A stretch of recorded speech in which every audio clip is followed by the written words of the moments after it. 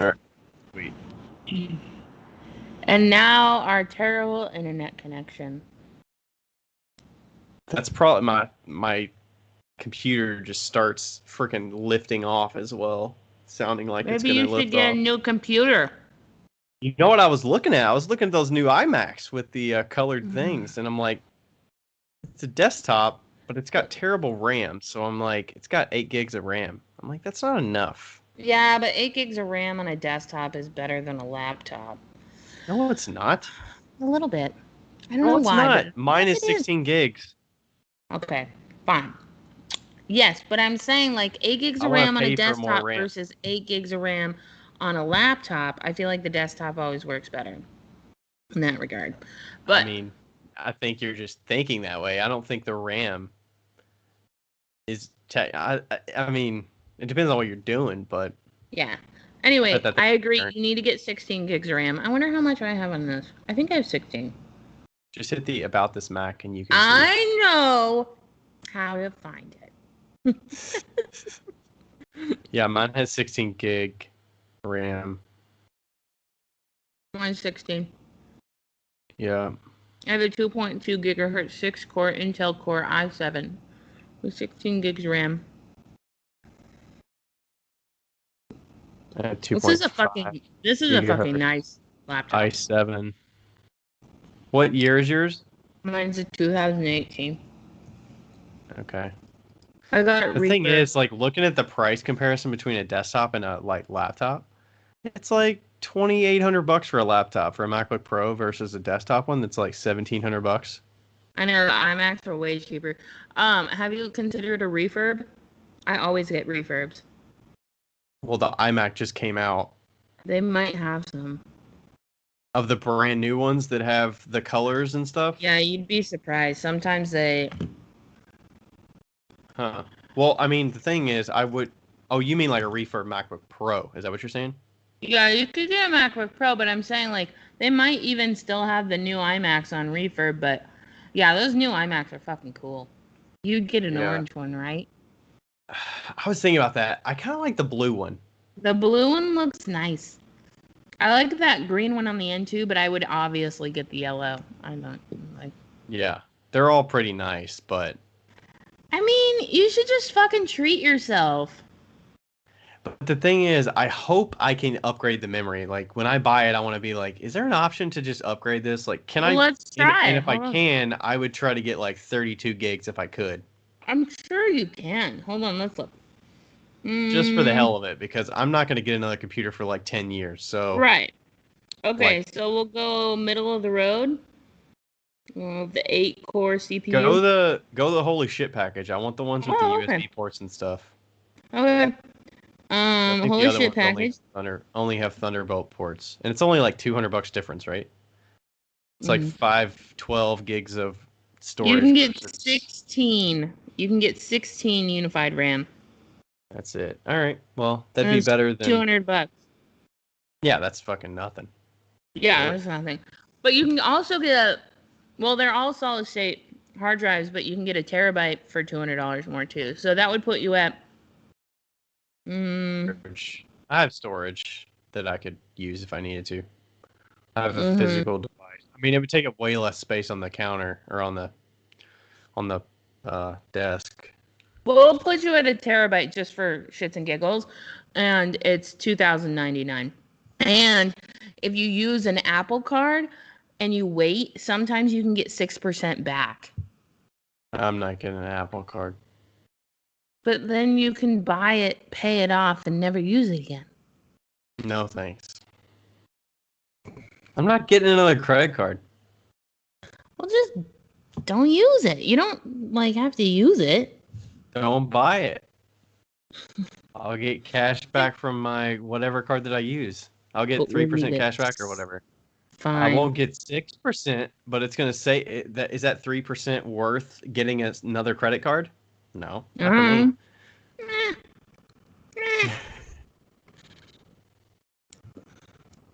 Yeah, it'd be about $2,000, $2,100. That's not bad. I mean, that's cheaper than you would pay for a MacBook Pro laptop. I paid $1,800 for this, but yes. Yeah, it's about. I mean, like mine wasn't new. Mine was used. So Yeah. mine was I mean, refurb. most of the desktop stuff, I mean, I would be working from here most of the time. So, I mean, I'm not going to use that for work stuff, but I would Hmm. like do the podcast here and I would do my Honestly, work stuff here. I gave my iMac to Andrew, and it was from 2013, and it ran beautifully. It still runs beautifully. Yeah. Like the iMacs are great. Honestly, they're great. And mine was like low end iMac, and it was a refurb Yeah. because that's all I get. I would get a refurb, but I'm not worried about the money part of it because I have not bought a new laptop in forever. So, like, I'm Yeah. fine with just buying a I brand new. just I like to get the refurbished ones because they've already worked them over once. Yeah. I don't know how But many are going to be on the market with it being a brand new device. yeah.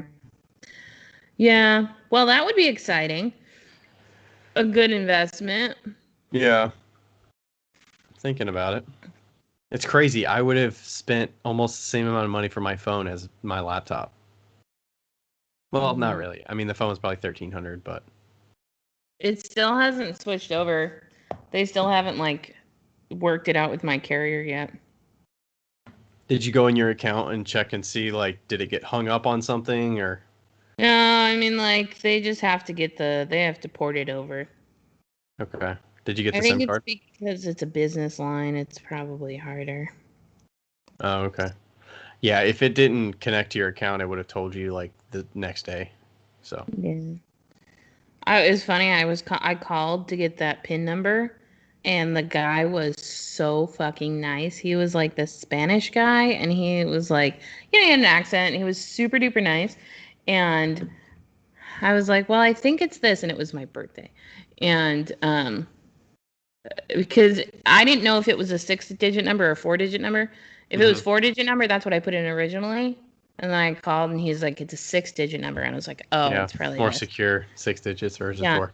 And then he was like, "Why do you need your PIN?" And I was like, "Well, I'm gonna switch accounts." And he goes, "Oh, that's so sad." And he was like genuinely like concerned, and he and I was like, "Oh my god."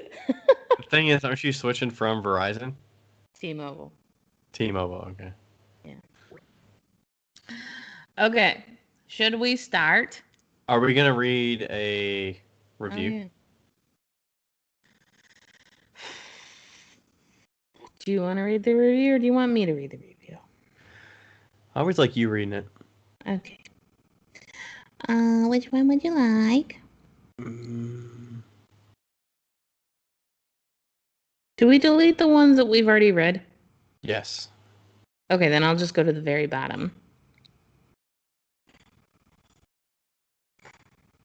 Jody, Goodwill Ceramics. Yeah, he's a cool guy. That's a guy? Yeah. Huh, cool. Never met a guy named Jody. Okay. Oh, I guess I need to pull up my garage band, don't I? Yes.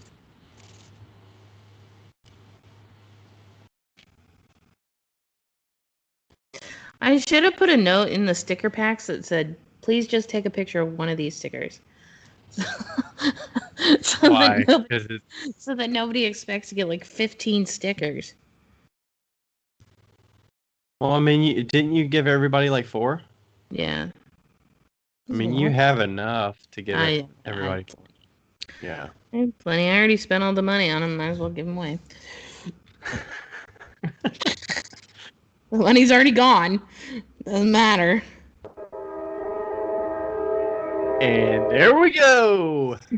I love that the ending of the last the episode that we released was like, it was like the train. I was like, oh, the train.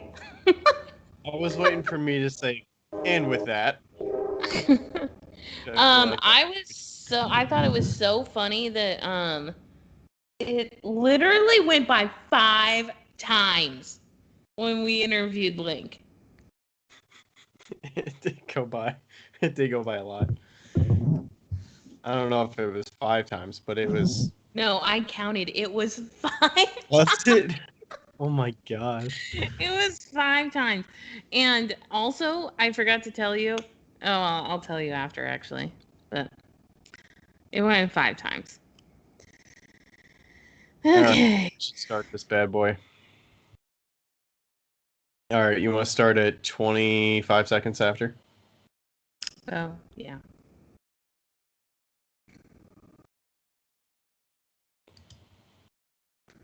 All right. Dun, dun, dun, dun, dun, dun, dun. Dun, dun, dun, dun, dun, dun, dun, dun, dun, dun, dun, dun. Somebody actually commented and said, "My favorite parts are when they sing," or That was something. Lindy. Lindy, or It was was Lindy. it It Lindy? had to be. Okay. Also, speaking of Lindy, she sent me a care package with she sent me a tool and also a mug that we traded. We traded for the mug. And then she sent all of these goodies, and it was like 3 days before my birthday. And I got these, and I've been saving these ones because I knew I was going to like them. And they're these fruit pastels. They're called fruit pastels by Roundtrees since 1881. And they're fucking delicious. They're so good. There was a Are mixed bag. they are they more like fruit heavy, like fruit juice? That's where the sweetness comes from, versus just this like artificial shit that we have here. It's just like just sugar piled in there. That's like fructose corn syrup kind of stuff. I feel like they're very fructose corn syrupy, but they're vegan friendly. No, but but Makes me feel good about this crap. no, but the flavors are really good. Like they taste like actual flavors. They don't taste as fake, I suppose. Yeah. But I'm trying to like compare them to something here. I want to say that they're like a soft juju fruit. Oh my gosh, that's what I was just thinking. I was thinking of something that's like a Swedish fish texture. Yeah, yeah, Has yeah. It's the like texture. it's like chewier than a Swedish fish. So it like gets in your teeth more, but the taste is really good. And then there was the mixed bag one and there was like little gumdrop ones that were almost like jujubes. And but jujubes are like fucking hard. Those things like Are those literally like dots? yeah, they're like dots and oh, yeah, they're kind of like dots, but they're a little yeah, they're kind of like I dots. hate dots. Dots fucking suck.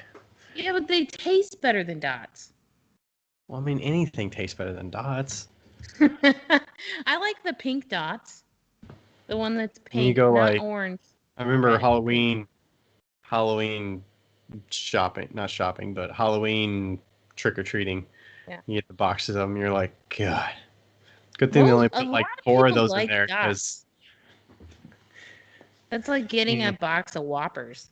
I felt like Whoppers were my disappointments. Like, screw Whoppers. I love Whoppers and I hate Whoppers all at the same time. Ugh.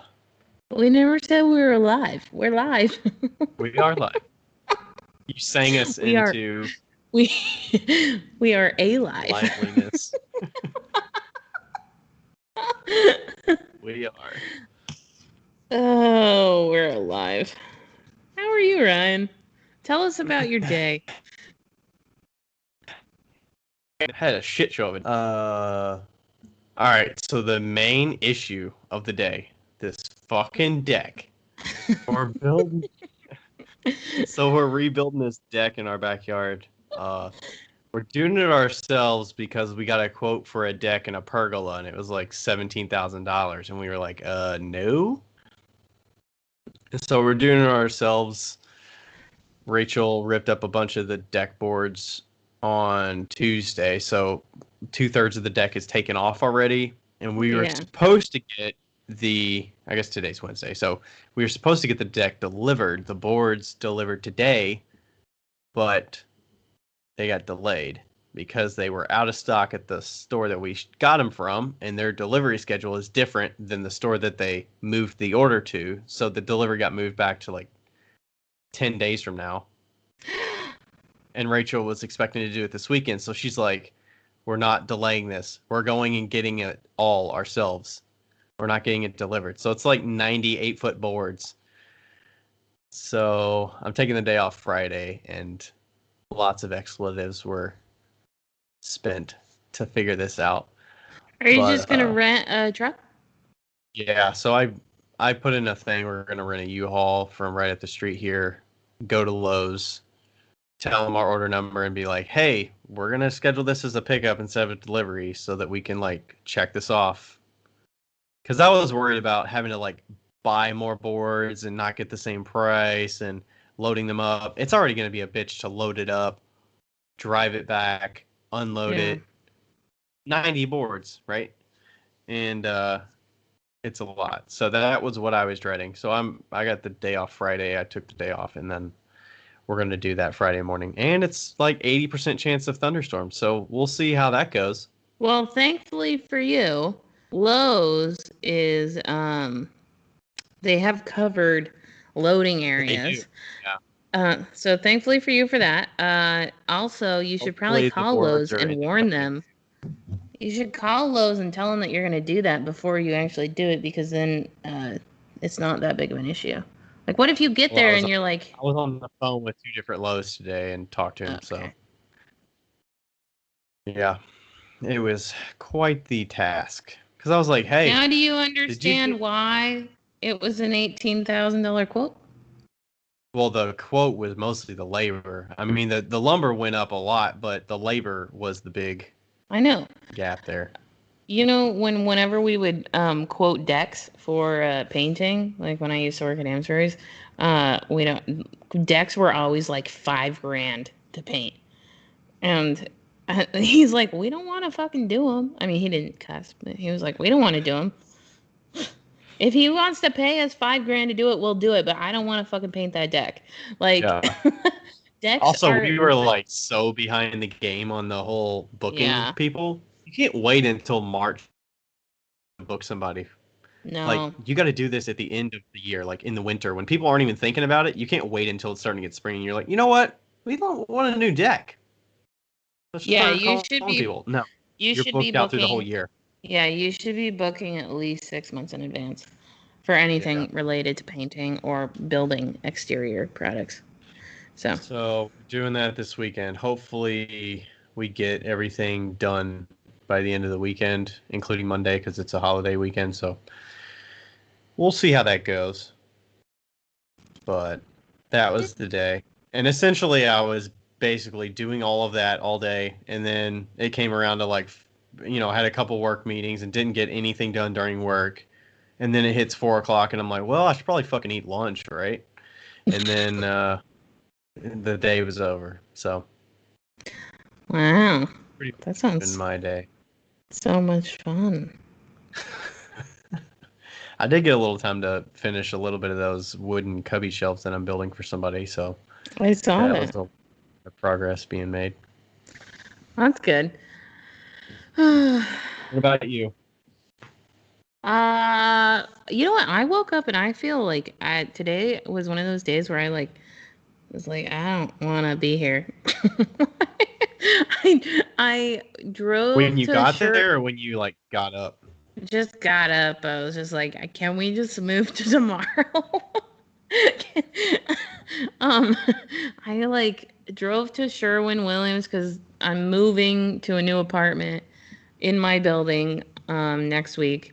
But I'm gonna be gone in 2 weeks. I'm gonna be gone next week. So I got some paint from Sherwin and I get there and he's like, we don't have any fives, and I was like, fuck. I'm like, You well, had fives? What do you mean? Dollar five bills? gallon, no, five Oh, gallon buckets. And oh. so of what I needed. And so I was like, well, do you have singles? And he was like, yeah. And I was like, can I have 5 singles in a 5 gallon bucket? So What do you I need? got You're gonna use 5 gallons of paint to paint. What are you painting? The whole apartment or just like a feature wall?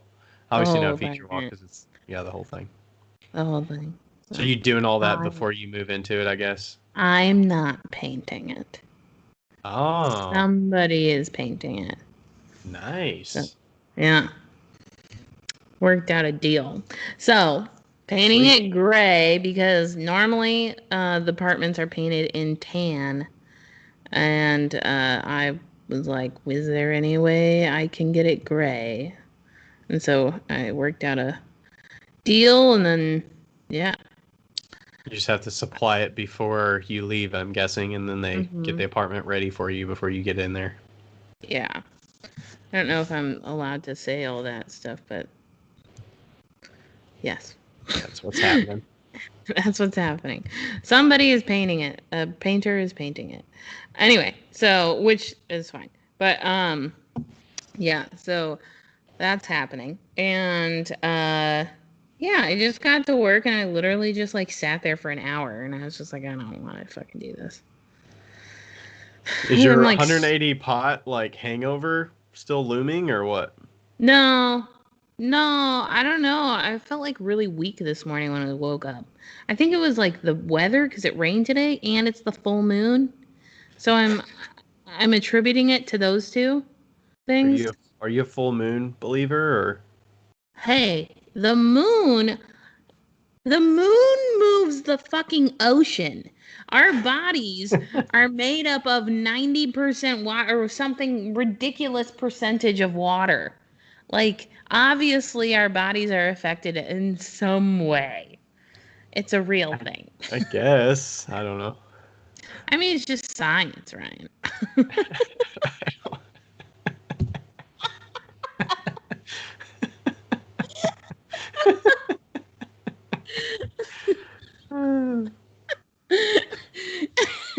Just science, you know? It's just fucking science. So anyway, that was my day, and then I forgot we were doing this podcast, and then here we are. But I watched Red today, so that was good. You watched Red? Yeah, the movie Red. See, I think I watched that one time and I didn't really like it, but that could have been when I was younger and it was like before I followed movies that well. Oh man, Red is one of my favorite like action movies. It's I funny. feel like it was kind of like maybe when I remember it, it was kind of like The Expendables, where there's just so many popular actors just for the sake of being a lot of popular actors. Yeah, And but it's like like the not that best great. ones. It's got like Bruce Willis, it's got Morgan Freeman, it's got that one lady, and then it's got Marvin, who's the really funny old crazy guy. I forget his name. But I'm not great with actors' names. But anyway, I think it's great. And Maybe I need to rewatch it. yeah, you should rewatch it. There's a second one too, and it's also funny. Yeah, so all is well Nice. in love and war. Okay, should we read a review? Yeah. Did you pick one? Do it. Yeah, I picked the oldest one in here. Nice. That's actually not the Okay. oldest one, but I picked the one on the bottom. okay, that would be the one of the newest ones. But What? look at the date on it. Scroll up. Why would you put these in the other way? Well, because the ones at the very top are the ones that people reviewed with a screenshot that are getting stickers. It does not feel like there's any order to this note, and I'm concerned. It's kind of confusing, but if you want the oldest one, scroll up a little I've bit. changed my mind. I found an older one from 12/17/2020 Nice. from Kimbo 159 Boom. Okay. Keeps me company. This podcast really grew on me. I don't always agree, and sometimes I yell at my phone as Becca and Ryan discuss things, but that's what makes it fun. I've been binge listening to Wheel Talk as I'm in the studio. It makes me feel like I'm hanging out with other potters without having to do any of the hard work of actually socializing. Thanks and keep up the great work. Kimberly, out to see pottery. 5 stars. Nice. Thanks, Kimberly. We are happy that we provoke feelings in you. And you don't have to agree with us. No, That's the you beauty don't. of this. I'd be concerned if some people did agree with us on something.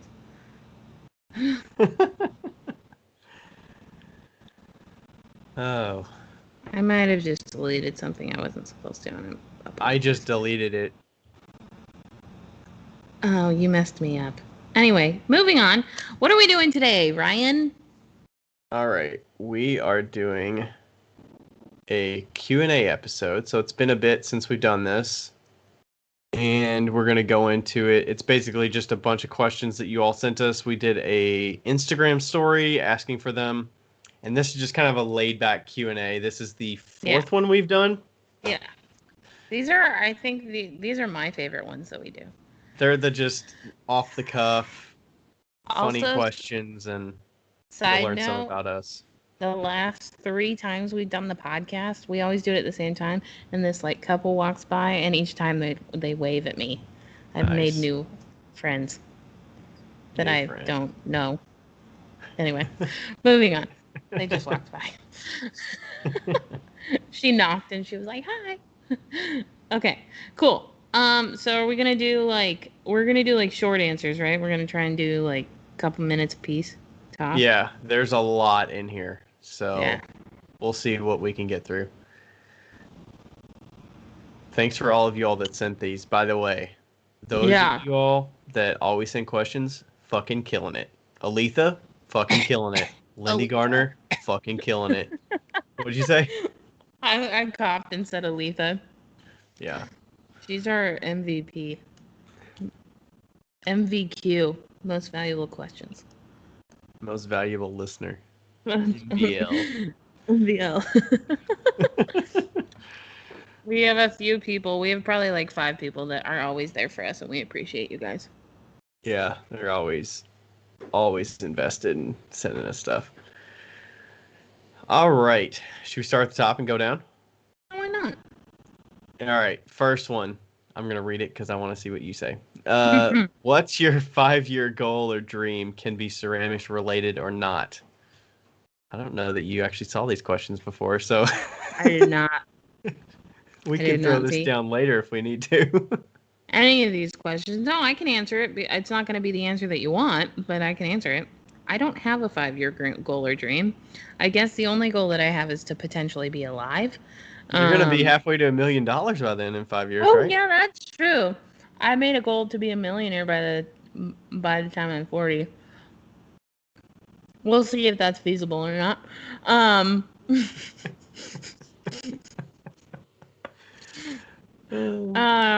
But yeah, I don't know. I'm like, apart from being alive, I don't know if I'm a huge fan of goals anymore. Other than that one goal. Is it the long-term goal that is like the long-term goals or what you're kind of not a fan of, or just goals period, or like focusing on shorter term is like more tangible and actually like helpful? Yeah, I think that focusing on shorter term goals is more helpful for me because my life changes so dramatically every 5 years. And traditionally, it has changed so dramatically every 5 years. I mean, the fact that I stayed in Washington for 8 years was like, like mind blowing. But, yeah. I don't know. I don't feel like Indiana is the last place that I'm going to be. This feels like a stop, not a long-term solution. So, it may be, but it may not be. You never know. Yeah. What about you? Yeah, I think the 5 years pretty long out there. I could definitely see myself doing the pottery full time within 5 years. I don't even just like you mentioned the 5 years back. Like I think 5 years back from now, I feel like if you're just looking at it high level, still working full time from home, still doing pottery on the side, like I feel like it's stagnant if you just look at it at those statistics. But if you dig deeper, it's like there's way more growth than that. Here versus me 5 years ago in the pottery and in the you know situation that we're in. So yeah, I think I have a feeling I'm going to be a lot more comfortable in how I spend my time.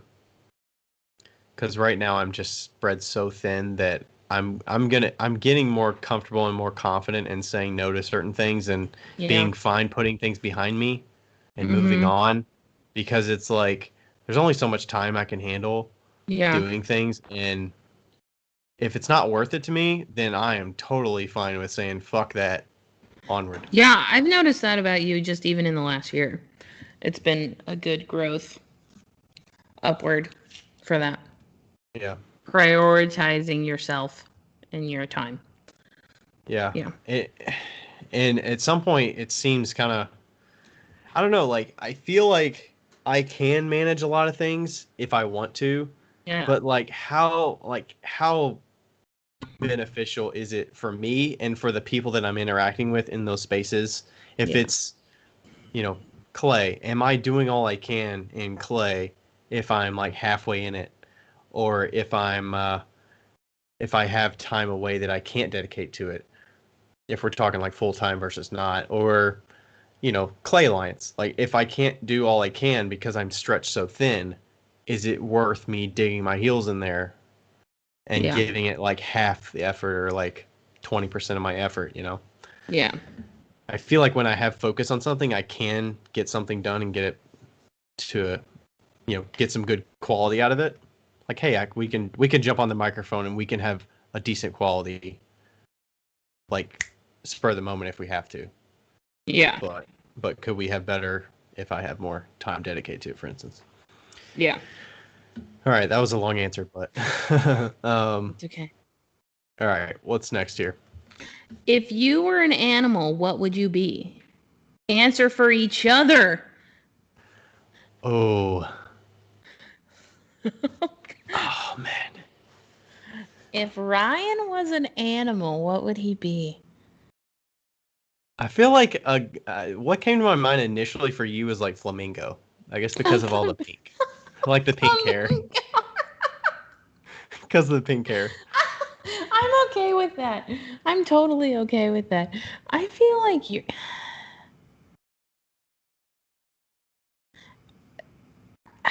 you're a squirrel. A squirrel. Yeah, and the reason I say that is because squirrels are so fucking smart. Like like you're very calculated. And you snack a lot. Snack a lot. I do snack a lot. What would you say you're like if you were going to answer for yourself, what would you be? Oh. I was trying to think of something that is very like analyzes their surroundings and like adapts to their surroundings. Like makes very conservative, casual moves, but I don't know what that would be. Like a chameleon? Sure, there we go. Oh. Oh. I'm the dog from Bolt. Bolt? What is that? Yeah, the movie Bolt. The Is one that that's like a really superhero movie? ADD. I think it might be. There was like, oh wait, no, wait. There was a was it a chipmunk or a hamster? I don't know. Anyway, I'm the most ADD animal there is. I don't, and like the dumbest one. That's me. Not because I'm dumb, just because I get very easily distracted. Or maybe I would say like Tom and Jerry. I would be like whatever the mouse is. It's Jerry. Jerry. Tom is the cat. Okay. Yeah. Yeah. Okay, cool. Oh, damn it. Okay. Next one. Oh, Becca, what was your first tattoo? Does it match your geometric themes on your arms and your hands? No. Kind of. Not really. In a way. My first tattoo is on my wrist and it says mirror and it's mirrored. And it's like Show it on the camera so I can see it. Uh, It's got your watch on it. I can't see it. This thing is blocking it. Sorry. It says mirror. Oh, okay. It's mirrored vertically. It's mirrored vertically. So the M. Okay, yeah. So the M is. Yeah, Kind and of like a W. it's backwards because the lady was like, "You want to show people instead of showing yourself," and I was like, "But it's not for them; it's for me." Yeah. And Who I is was looking young. on the inside of your wrist? I was young and impressionable. Anyway, it's in this gothic handwriting and that I like found on the interwebs when I was 18. And the reason that it's mirror is because I had a college professor and she always said, life is like a mirror. The way that you look into it, it's going to look back at you that way. It doesn't mean that it's always easy, but the perspective that you have in life usually follows you back. So, Mm. and it's not geometric. However, because it's mirrored, it looks like I'll take a picture and put it on the interwebs. I'll put it on Instagram. But it looks like a little hieroglyphic man with like really wide legs. And sometimes I draw little teeth in it and put little Oh, eyeballs on it. So like it looks like a little man. Um, nice. if it's sideways. Anyway, that's it. Uh, I got that when I was I did 18. not get that question. I never have not gotten a tattoo, and I never plan to get a tattoo. It's just Yes. not my jam. It's Nothing against anybody that has okay. tattoos. That's not me. The permanence thing is the It's sticking not point. your cup of tea, and if it's not your cup of tea, it shouldn't be done. Yeah. Yeah. All right, we got if you saw your first pieces as though it wasn't yours, what would be your commentary or critique? I love this question. Ryan? So I'm thinking back to my high school pieces. I would say these are heavy. Definitely remember some old pieces being heavy. I feel like my early ones had pretty good glaze coverage, but they were simple. Like they were one solid glaze. So I'd be like, yeah, they got like that's a good glaze color, but they could add a little bit more to the variety of it. Nowadays, I like the inside one color, outside a different color, or overlap a couple glazes so it adds some interest to it. So that would be my initial first thoughts.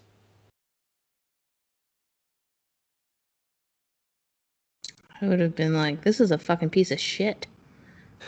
That's what I would say.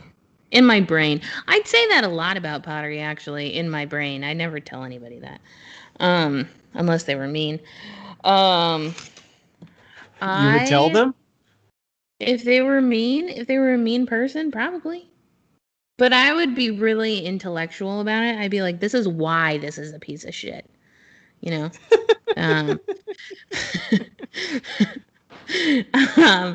I actually have a few of the first pieces that I've ever made, and one of them looks like a seashell. It was completely not centered. It's like wide. It's like a bowl seashell. It's like, oh, it's fucking beautiful. And it has this glaze that looks like a trout, like Yeah. green and black speckles. Um, it's terrible. It's absolutely terrible. And I used to show my students it because they were like, and you know what's so funny about it is that I would say, this is my first piece ever. And they'd be like, this is so beautiful. I'm like, no, it fucking isn't. Don't say it's beautiful just because I'm the one that made it. It is terrible. It's But yeah, terrible. terrible. And I also have a mug, and that one is like the base is way too thin. The handle sucks ass. It's so bad. And then I like the body though. It was thrown evenly, but yeah. Yeah, my grandpa uses one of my older mugs that I made in high school. I think it was hand built. It was like a pinch pot. Added little feet on it, and I think it had like a one finger handle, but it Yeah. was wide like a cappuccino mug, but it Yeah. was heavy, right? So I think he still uses that. Yeah. I would probably say that my original pieces, like in college after I'd learned to throw, were way too thin. Really? Way too thin. Yeah. Yeah, I was in a Mm-hmm. thin phase, and I had issues when they were too thin that the glazes didn't adhere that well because I didn't really understand the right glazing thickness Right. and stuff like that. Yeah. Or I didn't stir my glazes up right, and then they don't actually stick on there very well and shit. I'm So so glad my pieces were shit at the beginning.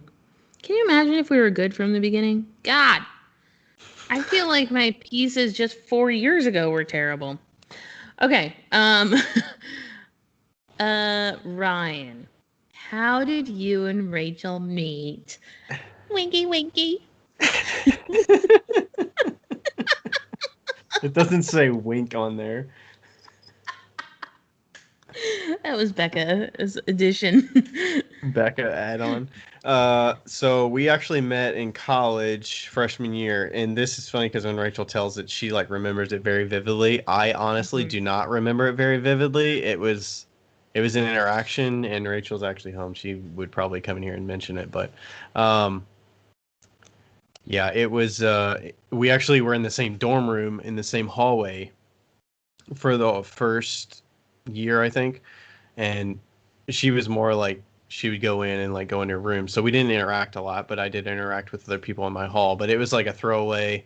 I think I was leaving, and then I had my laundry and I was going out, and then she was like, "Hi, I'm Rachel. Hi, I'm Ryan," because I was wearing a St. X shirt, which is the high school that we were both from Louisville, so she knew my jacket, and that's kind of how we met. That was freshman year of college in 2013, probably. And you were going out with somebody, right? Well, that was 2013, so yes, I was going out with somebody. That was two people. Well, there was two people before we actually started dating. So Yeah. And then she swooped in. She yeah, was like, swooped in a couple of years later. a couple years later, because they were friends. Yeah, so that was just a one-off meeting, and then we didn't actually like start um like interact. We were in the same honors fraternity together at NKU, and Because we they're interacted nerds. with each other more in that group closer to like junior year. Yeah. So, yeah. Yay! Okay. What? Uh-oh. Is your ideal studio setup? Something with sunlight for sure. Big enough room that I could put the wheel in the middle, facing the middle of the room. I like that. Enough table space, enough shelving space. Yeah, I don't know. What other studio setup situations? Hopefully somewhere that I can move my stuff in and out of there efficiently and not have to go up and down stairs. That's one that I've come to appreciate. Yeah. Um, my ideal studio setup is in a community studio. Like not a community studio, but like a community building. Like where I'm at right now is actually my ideal studio location. It's like this old building, and there's like 40 different artists that have studios, and or I don't know, maybe 20, no, maybe 20 different artists that have studios in this old historic building. And you can just like when you walk in, you can just feel like the energy, like the artistic like energy. That's my ideal studio situation. It like Queen City Clay, something like that, where you can walk around and like say hi to people Yeah. is the ideal. It's not even about like the actual room. It's about more the location for me. Does it But have so is it as well because it's not in your home? You don't yeah, you're not a home studio I'm not a home studio preference. person. No, I mean, well, I wouldn't mind like having this studio, the one that Rebecca has. That wouldn't be terrible because it's like you still have to walk downstairs to get to it. Like Right. it's separated. But if it was like down my stairs, like if I had a house and it was downstairs, I've done that before. It's not my ideal situation. Um, it's See, just I'm surprised to hear you say that because you sound like you are more introverted that you don't want the interaction. But has it changed because you're in a studio now where you do see people and you're like to the community studio and you had your studio at Five I Lines think Pottery or I think it's because like I am introverted. Like I like being able to close the door, don't get me wrong, but like I think that it's interesting going from like a small town like Monroe and like knowing everybody in town to going someplace where I don't know anybody.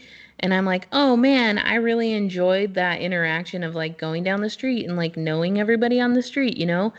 And I think that that was something that was so sacred in my life. Like I love that so much that like that community building aspect is like really ideal to me.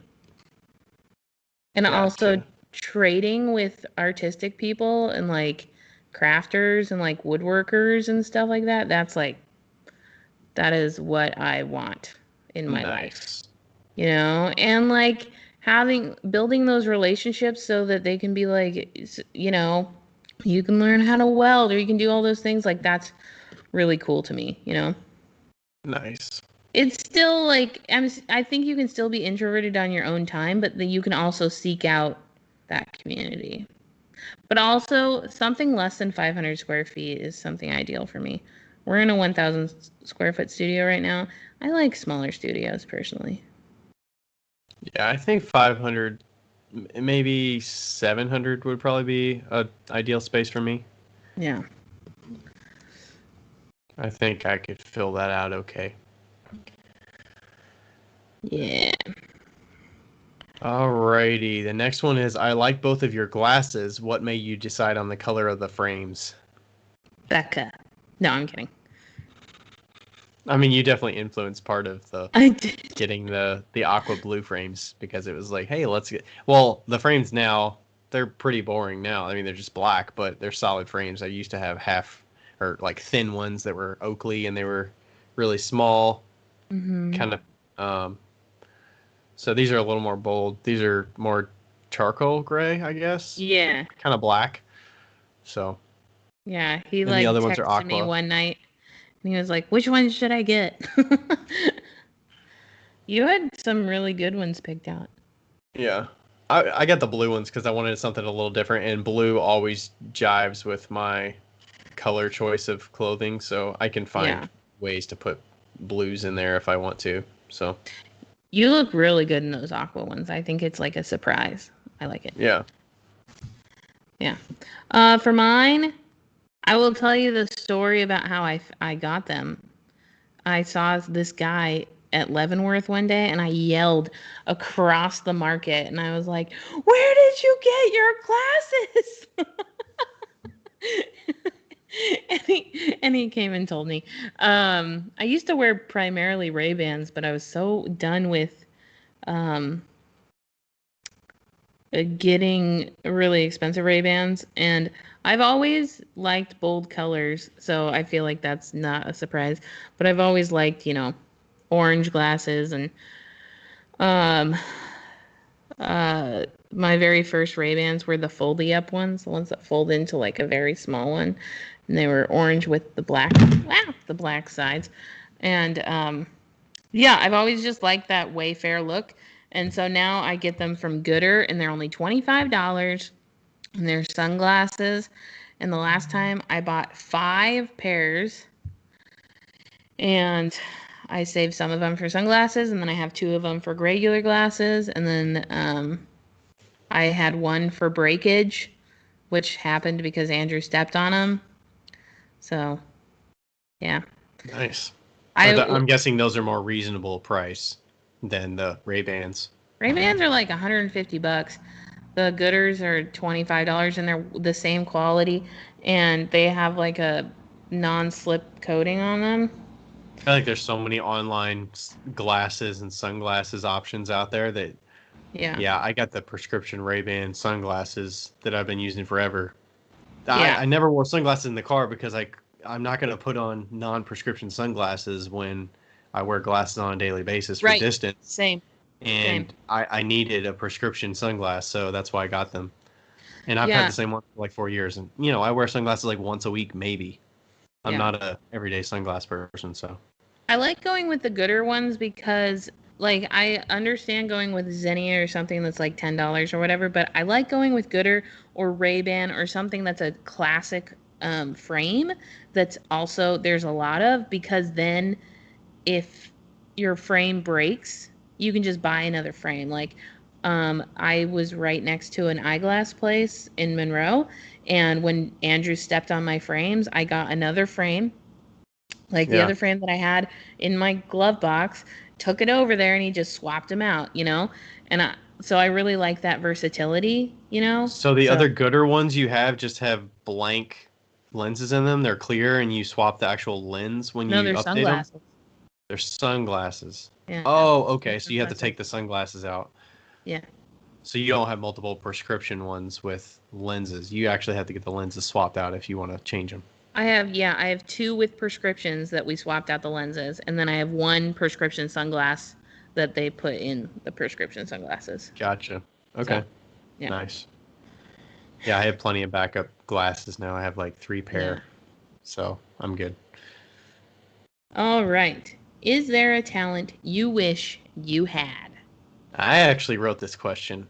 I Oh. wish I could play a musical instrument. Oh, that's a great talent to wish. Mm. Yep. Does it have to be a reasonable talent? No. I kind of wish that I could teleport. Is that unreasonable? I don't know if that's a talent. That's more like a superpower. Can anybody have that talent? I don't think so. That's not a talent. Um. Yeah, I kind of wish the same thing as you. I wish that I would have stuck with an instrument and like played. I wish I could like play the piano. Oh, yeah. I was thinking piano or like guitar. I think that Yeah, would be fun to know how to play. yeah, definitely. Yeah, I never really I had like a keyboard as a kid and stuff. I didn't really understand the whole reading music aspect. I couldn't get Yeah, it. I could like convert the notes to A, B, C, D notes yeah, and play it with one hand, but I would have to do all that work to convert it and write it down. And then I remembered the keynote, but I can't I never made that connection between looking at a sheet and understanding it. So, yeah. I was never good at reading music, but I was always good at like memorizing sounds. So if you played the song for me, I could play it, but I could never read. Like if nobody played the song before, I could never get it. you're like drumline. Yeah, yeah, exactly. How often do you find cat hair on your equipment and clay? How do you combat it? I don't really have stuff on my clay. It's more I get a lot of cat hair on like my sweatshirts and stuff because I have the same sweatshirt that I use in the studio, and like sometimes there'll be cat hair on it, so I'll have that issue or like on my aprons and stuff. But it's not really enough of an issue that it gets on stuff because it'll burn out in the kiln. So like I don't really care if there's cat hair in there. Yeah. When the cats were in the studio, it didn't matter. I'm trying to think of the only time that, like, I'd say that the only, like, really issue that I would have is. No, there wasn't really ever an issue. Nope. Yeah. My cats aren't in the studio enough, and if they are, they're like laying on the couch or laying on a shelf, and it's not like on top of pottery, and they're just shedding everywhere, and the Yeah. hair is all over the place. But The one thing that I will say, though, is that when they accidentally fall into, like, a reclaim, oh, like, Floyd stepped in reclaim a few times and then tracked it all over, that was so annoying.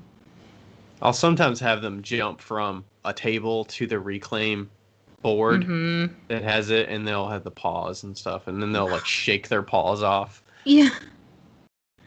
Yeah. And like getting a paw print in a plate was like coveted at our studio. Yeah.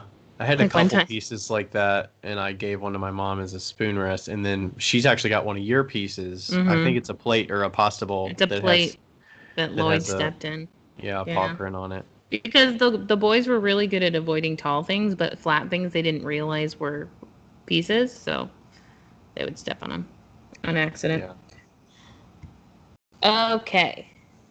If you were a piece of pottery, what would you be? Functional mug, crazy sculpture, a second, etc. I would be very practical. I would Yes, be you a basic ass mug. would be a bowl. Yeah, I'd be a bowl. A basic ass bowl. Like cereal bowl, pasta bowl, soup bowl, Pasta, just your utility clearly. bowl, pasta Needs a bowl. big belly. Nice. Oh, this one, I'll let you read this one because this one was your favorite. Oh my gosh, this is the first one that came in.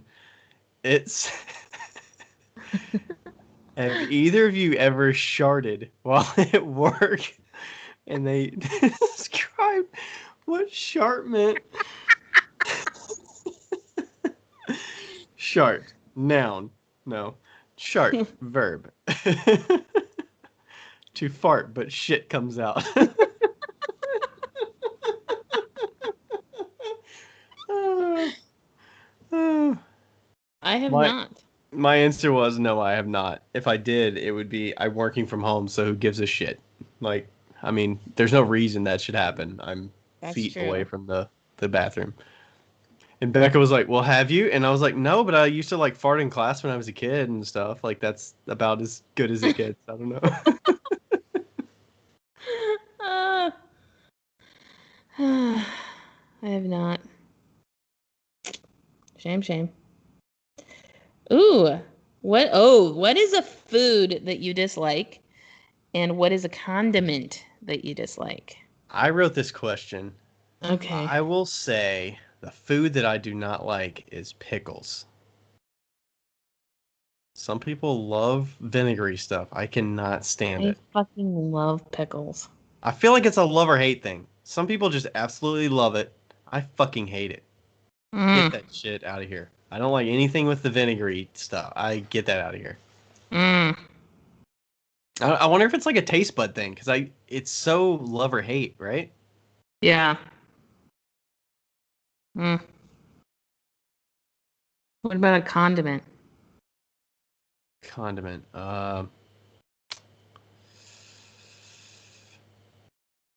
Mustard. I don't like mustard at all. Mm. Isn't is mu does mustard have mustard's not a vinegar at all, right? Mm-mm. No. Yeah, I don't like mustard. I mean, I'll eat it if it's on like a McDonald's burger and it's like along with other condiments, but I'm not gonna be like, give me some mustard on that. Yeah.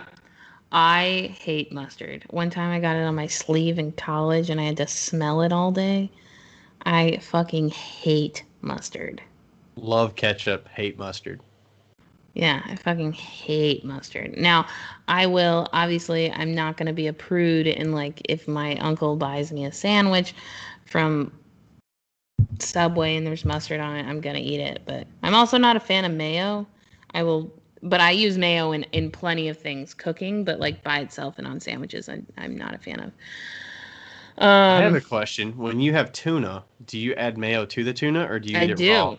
Yeah, I okay. do, but I also add I add very very little mayo and I also add a shit ton of pepper and a Do you bunch of pickles. Okay, I was gonna say, do you chop up pickles and throw them in there? Yeah. Oh yeah, like I'm like a 2-to-1 pickle. I would have Really? more pickles than tuna in my sandwich for sure. Okay. For sure. And as far as a food that I don't like, um, the only things that I'm not gonna say that I hate them because I don't know if there's any food that I hate, but the only things that I really dislike are raw onions and raw tomatoes. Those are my two like triggers. Oh, I However, mean, another food. I don't like tomatoes. yeah.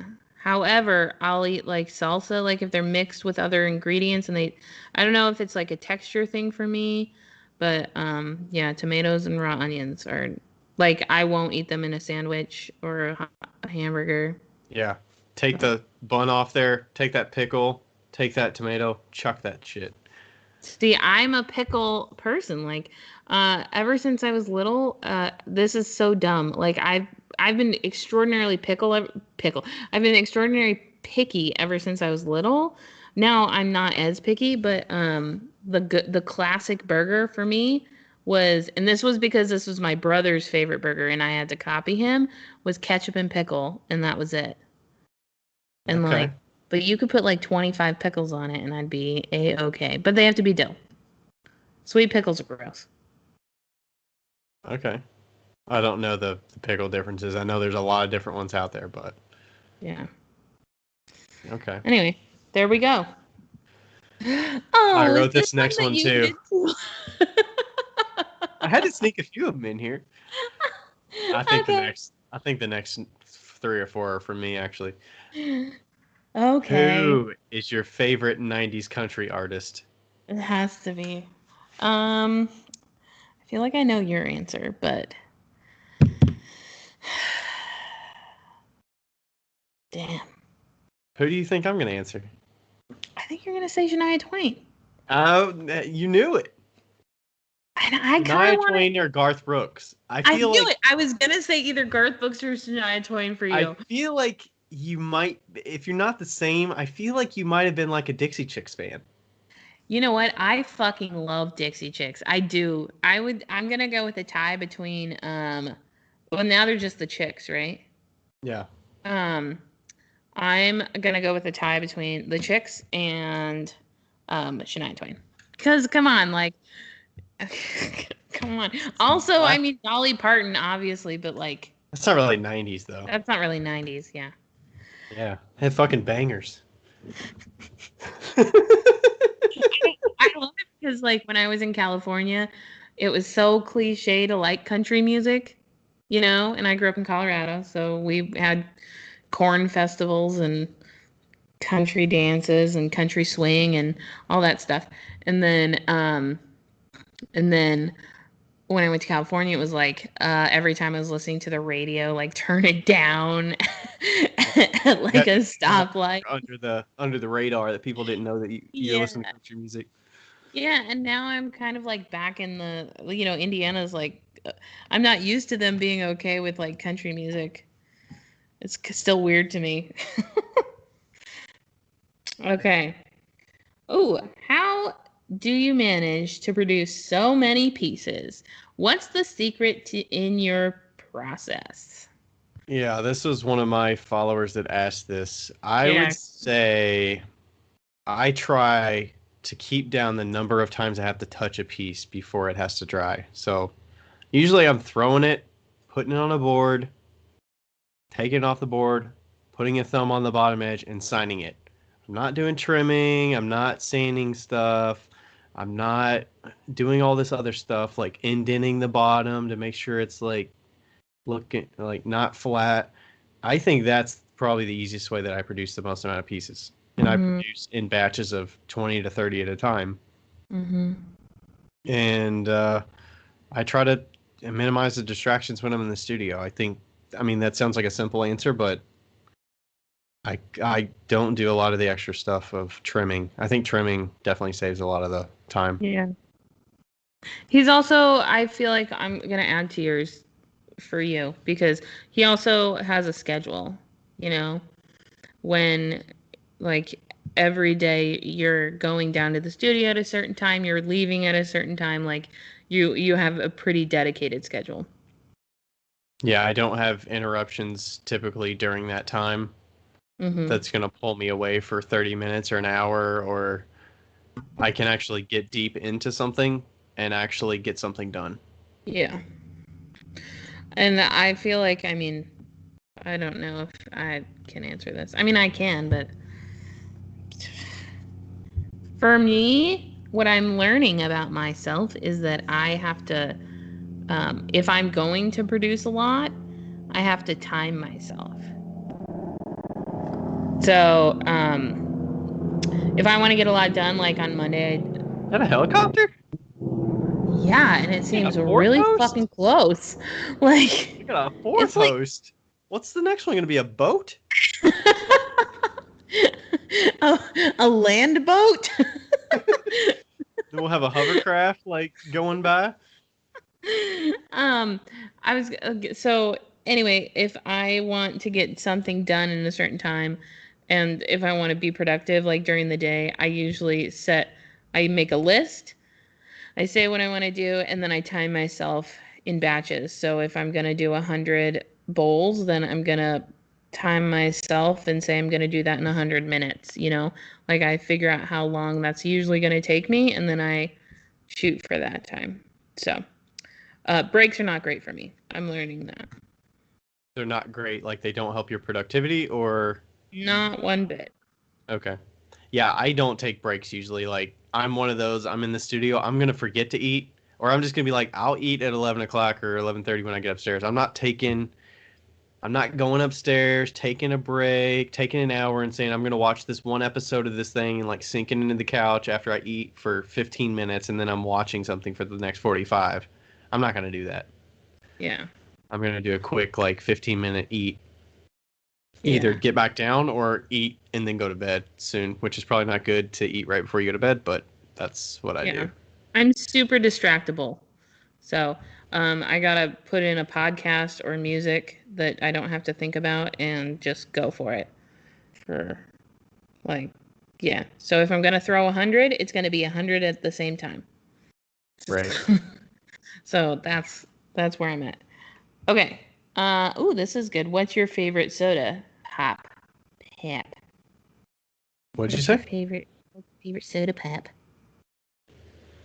What do you call it, by the way? I call it pop.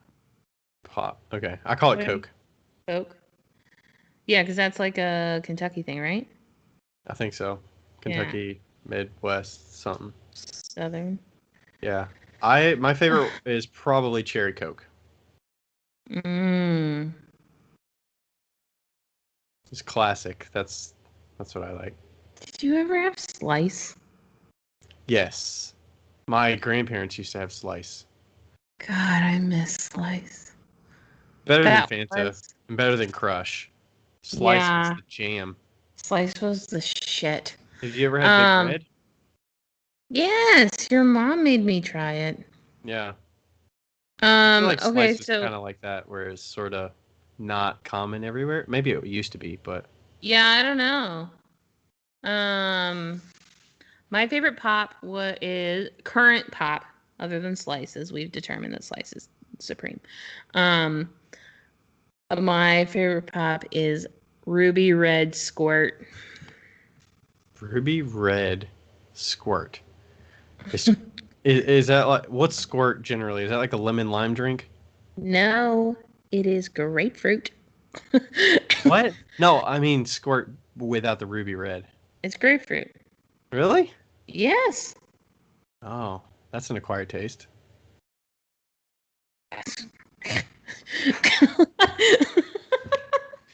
I remember having grapefruit in our tiki drinks recently, and I'm like, man, I could not have this all the time. No, squirt doesn't taste like grapefruit. It doesn't taste like that kind of grapefruit though. It's a different grapefruit. I love regular squirt as well. Isn't it like yellow though? Yellow Yeah, green? yeah, And that's grapefruit? yeah. How It's the hell is actually that grapefruit? white. The bottle is yellow, but Oh, okay. yeah. But Ruby yeah. red. Okay. So Ruby red squirt. what's that taste like? I have no idea what it tastes like. It's just red. It's like I think it must have like strawberry or like fruit punch or something in it, but I like regular squirt as well. I have some in my fridge right now. Like I don't know why. Uh and it's a new thing too because the Mexican grocery store next door to my shop, they just always had 2 liters, and whenever we'd eat pho, we'd always get squirt. Nice. So delicious.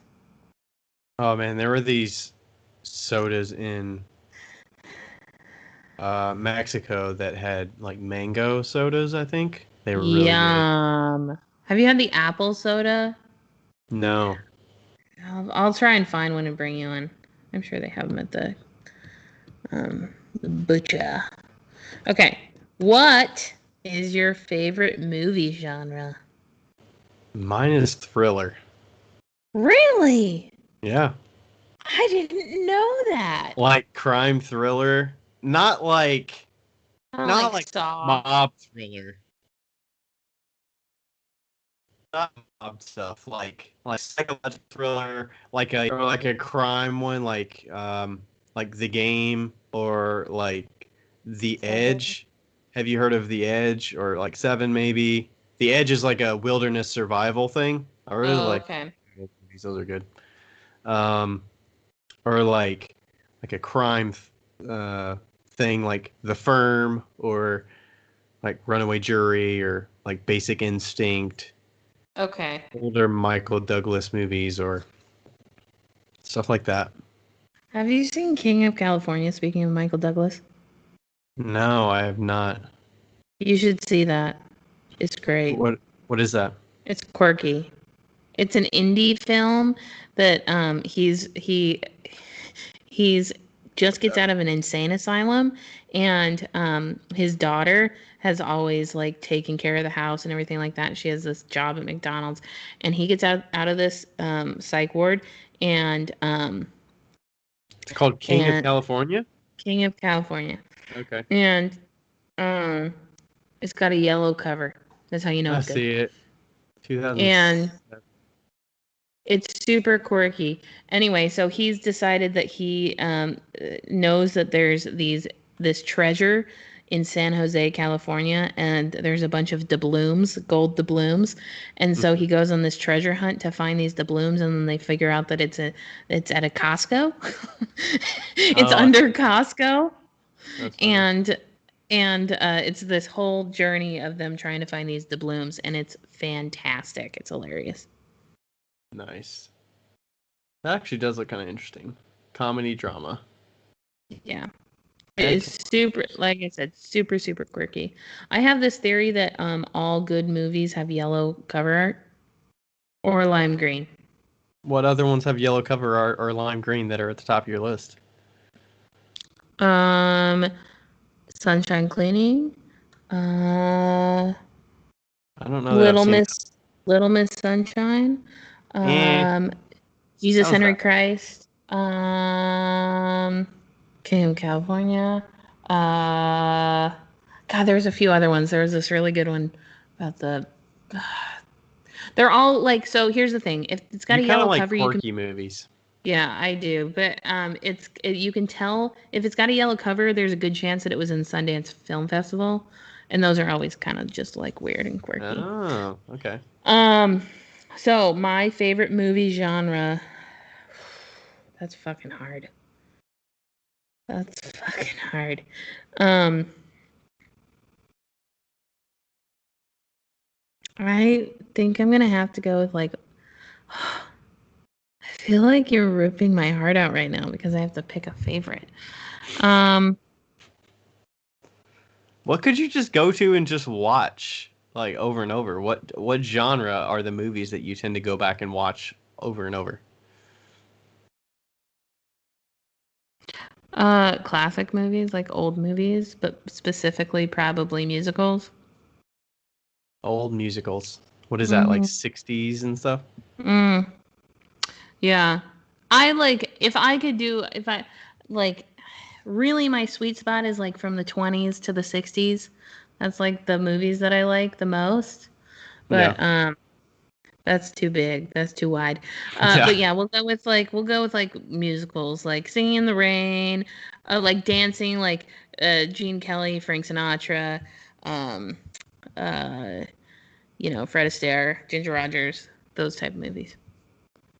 Those are like the least favorite movies of mine. Musical is like the least favorite genre of mine. I know. I know it is.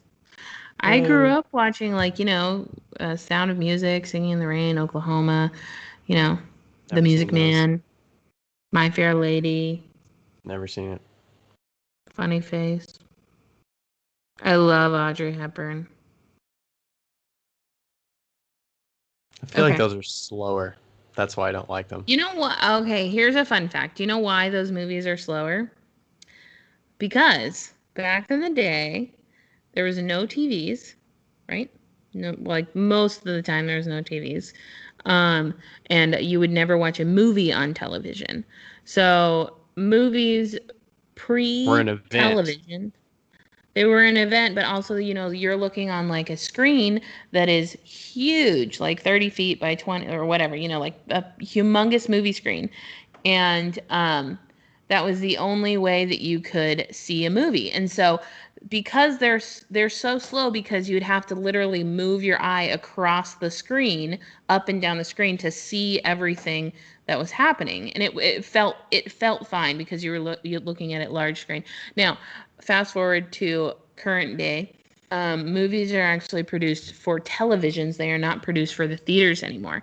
So that's why when you go to a theater and you see like a live action film, you're like, wow, Like that was a lot. Like it's overwhelming. But then when you put it on an actual television, it seems normal because you see the entire TV. Yeah. And you've got a little bit of like eye balance to not overwhelm you. Exactly. It has to cut like super, super fast. So, yeah. Anyway, my first job was a production studio. So, Nice. movies are kind of my thing.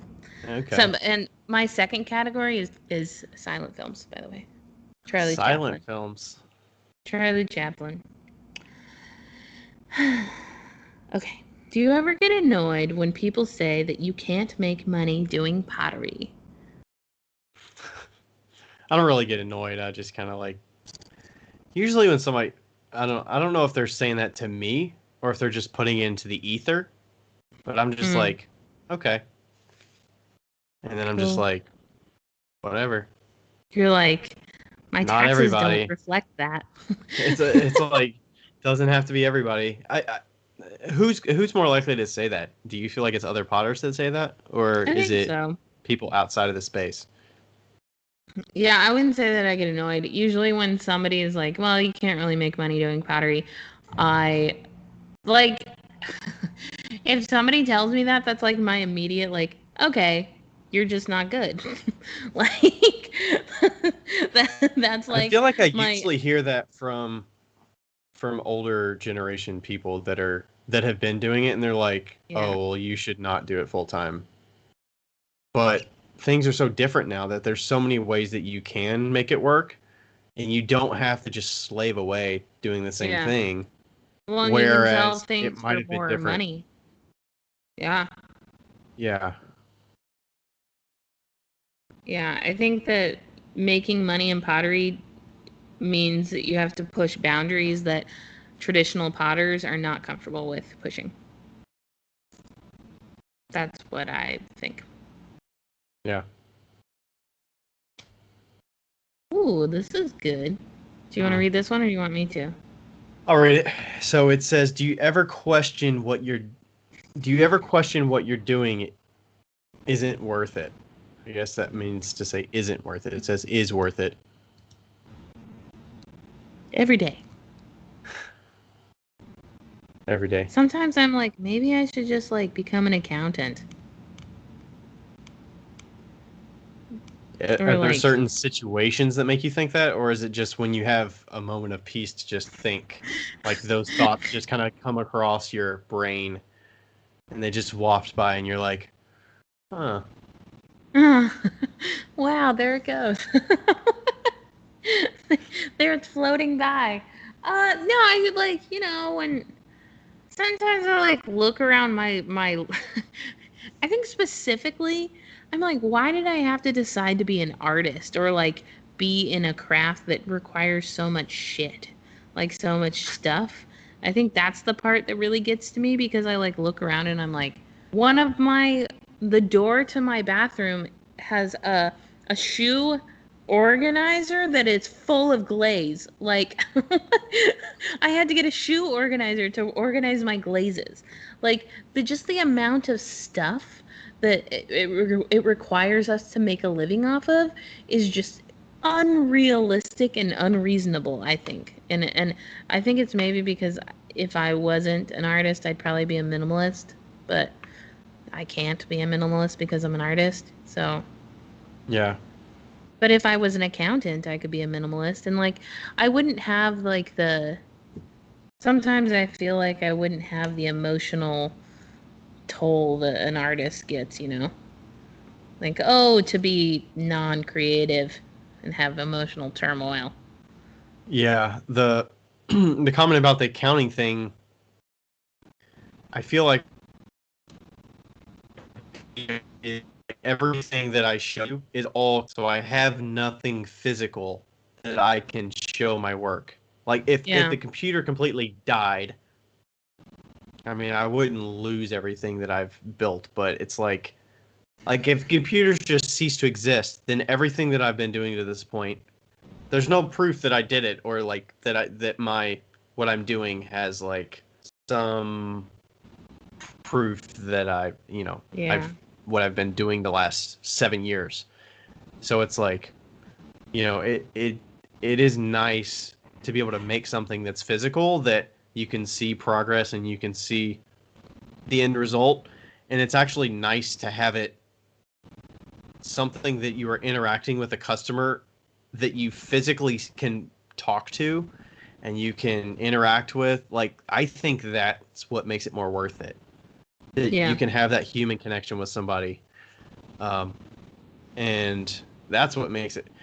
I feel like if you're asking that question, do you ever question with what you're doing, is it worth it? If it's not, then you totally have a reason you can change it. Yeah. But I Yeah, also think that it but would be inhuman of us not to question it, you know? yeah, Too. take Like, a little just like, perspective. I mean, you get so caught up in the what am I changing today that was something yesterday. What am I doing 30 days from now, and how did I get there from today? yeah. And it just like piles onto each other. If you just look at your studio when you first moved into my house or something, like how the hell did it get to this point of where it is now? There is a Yeah. lot of stuff, and it's like, how did I get to this point? Yeah, So, I mean, totally. there is a lot of decisions made along the way, and it's just like you come to a fork and you have a decision to make. You go down that decision, and then you're like, okay, you come up to another fork. All right, what decision am I going to make here? And you're just so far removed that it becomes your everyday. So, I think that's where when you look back, you're like, did I make the right choice when I made that first fork decision? Yeah. I don't ever regret anything that I've made though, like any decision that I've made, because it's always brought me to the place that I'm at currently. So, Yeah. yeah. Okay. How many days do you actually do pottery related stuff? I'd love to have a little side hustle when I get a bit better, but the amount of work I see you put in is intimidating AF. This is another person that asked me this question. How many days do you actually do pottery related stuff? If we're talking realistically, I do something every single day. If it's packing order, responding to emails, looking at social media, it's every day. How many days am I actually physically working in the studio? Probably 5 days a week. Yeah. If you're looking for an easy gig, this isn't it. And the reason I do it is because I love doing it. It's not a slave to it. I'm not doing it because I have to do it. It's because I want to do it. And there's an end goal in mind. So it, if I'd like to have a little side hustle when I get a bit better. Yeah, I think you need to do it for the right reasons when you're early on. Don't do it because you want to be a potter full time someday. Like that might not be your best motivation when you're just starting out. It might be, Yeah. hey, like I want to get better and I want to sell my first piece. And don't do it for the money. You can make money, but like money should never be the reason you do anything. So, Yeah. And I say don't get intimidated by the work I put in because I've built up that skill and that I built up that callus of being able to do that day after day for like 5 years. yeah. So don't feel It's like you have yeah. to meet that demand and meet that bar, you know? Yeah, for sure. What's the easiest way to do an absorption test? I'm going to refer you to last week's episode. So, Yes. Listen to episode 93S, I believe, or 94S. 94S. Yeah. Yes. Where's the best place to buy Pyrometric. pyrometric bars and witness cones? Wherever is closest to you. I don't know, where your clay Yeah, you supplier? can. Yeah, every single clay supplier should have those. If not, you could buy them online. The ceramic shop, I'm sure there's Big Ceramic Store. Actually, I think Big Ceramic Store might have closed, but yeah, just look online. Look up pyrometric cones. Do you have a preference between the bars and the cones? I think you I use like the the bars, right? bars. Because they're Yeah, I like the consistent. bars. They're more consistent. Yep. But they do have like a higher melting rate. So like there's a difference between the bars and the cones, I believe, in temperature. So there's a chart. Look it up. Okay. Yeah. Favorite place to get a steak? Oh. I'm gonna say J. Alexander's. Is that where you went for your birthday? Yep. Um, I've had a Ruth Chris steak before, but there's not that much difference. Like, and you're paying like $60 for that steak. It's fucking ridiculous. well, I don't. My answer is not going to be the best answer because, and I will say why. Because I have no experience getting steaks at restaurants. I would never buy a steak at a restaurant normally. Why is that? Because I don't really go to places that sell steaks. Okay. Do you like steak? I do. I do love steak. But I feel like How do the you most of normally the get it? Or how do you like, where would you get a steak if you ate a steak? like the only place I feel like I've ever had a steak is Texas Roadhouse. Hey, they have good steak. Yeah. Yeah, and I get rare. Yeah. You get rare? I'm a medium. Yeah, I'm like a rare, medium rare. Um, yeah, I mean, I feel like maybe, there used to be a restaurant in Monroe called Adams and they made a good steak, I guess, but I can't think of any other place that I've been to that has Yeah, I don't steak. eat steak that much, so it's kind of a treat when I eat it. Yeah. And I'm not that into like the intricacies of it. Like I eat this shit medium. I I don't know the difference between a $25 steak and like a $50 steak, $60 steak. If it's the same cut of steak, like a filet mignon or a New York strip, like if they're both New York strips and one's $25 and one's $40, I can't really tell the fucking difference. Like I'm not that big into it, so Yeah, okay, I'm kind of changing my answer, which kind of is applied to the same answer that Val asked, which was, what's your favorite meal? Not really, but her husband, my friend Val Flynn, her husband makes the best food I've ever had in my life, and that's probably the where I've ever had the best steak, like the best place to get a steak, is Val Flynn's nice. house. So that's actually my answer. I feel like it's fucking hard to make a steak at home. Yeah. That's good. The same with a hamburger. I feel like it's not easy to make a hamburger that's good. Like I would much rather Oh, go somewhere and eat a agreed. hamburger out.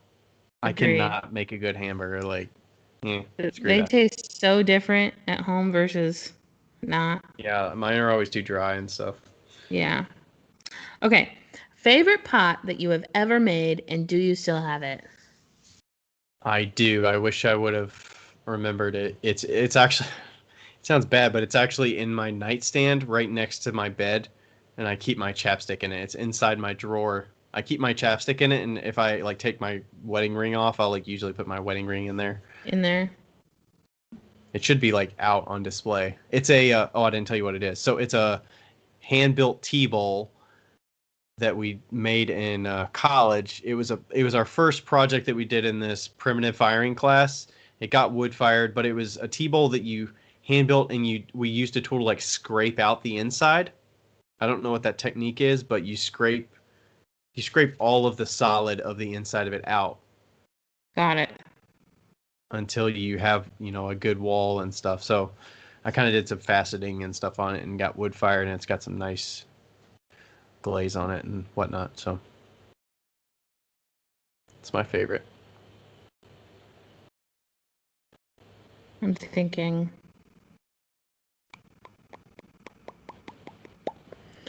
Mm, I always really love my hand built pieces. Like my mom has a number of my hand built pieces, and I think it's because I just don't make many of them. So it's like, hey, I yeah. like that piece. It's a little funky. Rachel usually hates them, but it's like, yeah, I like that piece. Like that one. Um, uh, there was this wine glass that I made a couple years, like last year. And it was like the color combination was just fucking dope. And like it just Was looks it just a so good. regular white wine glass and then you did a glaze on it? Just a white No, clay it wine glass? was one of those ones with the painted ones. Oh, okay. Did you keep it? No, I sold it. Do you wish you would have kept it? No, I know whoever got it really loves it. Nice. The thing that I've kept that is my favorite thing that I've kept is a little tiny pinch pot from college.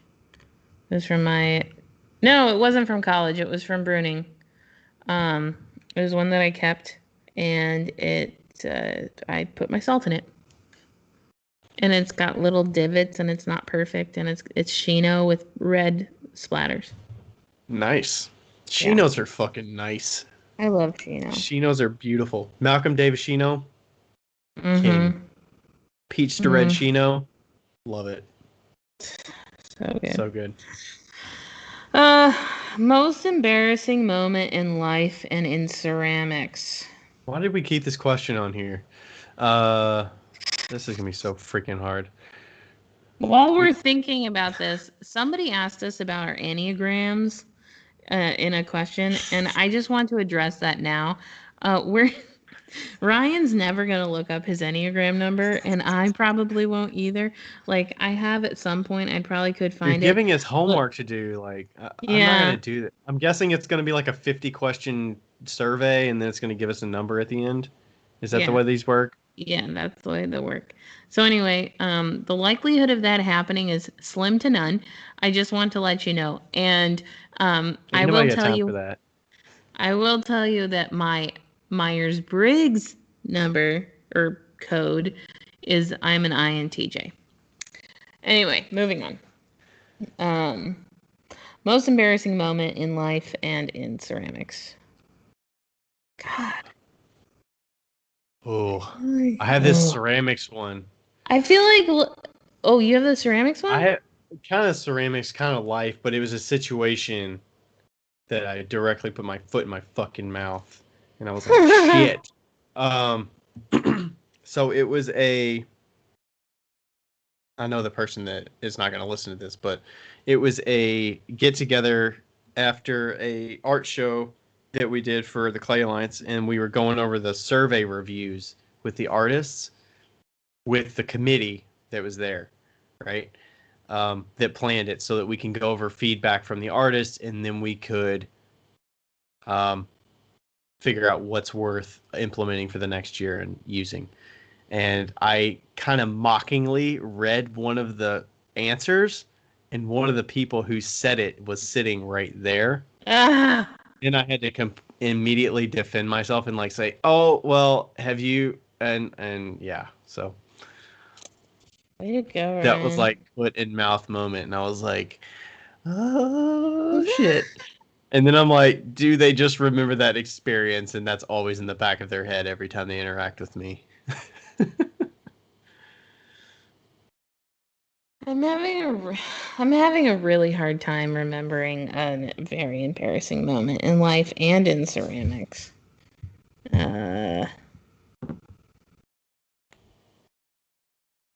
uh, Do you think that these moments they're only very noticeable to us in that they just seem like something that we remember over and over and they're probably a throwaway thing to the people that were there at the moment? you know what? I was listening to a podcast today, and she did something similar, like, foot and mouth situation, but not really. It was more like she didn't know the people she was talking to, and she said something that was very in her character, but she realized that it was not something that they were comfortable with. And when she went back, it was like at a doctor's appointment. When she went back like a month later, she told the guy, she was like, I just wanted to say I'm sorry that I did that. For me, it's just how I react. And he was like, thank you. And so, anyway, her point was, she was like, usually if you're thinking about it like frequently, they also acknowledged it. Like if you were uncomfortable with that situation, they also um, Will remember it? yeah, will remember it, and like it had a moment in their life that was memorable, you know? Maybe not like stewing over it, but it was something that impacted them. Yeah. Yeah. Hmm. I'm not going to go with an embarrassing moment, but like I feel like I'm going to go with a traumatic moment Yeah, because I won't go there. yeah, I like it was kind of Okay. embarrassing and also traumatic.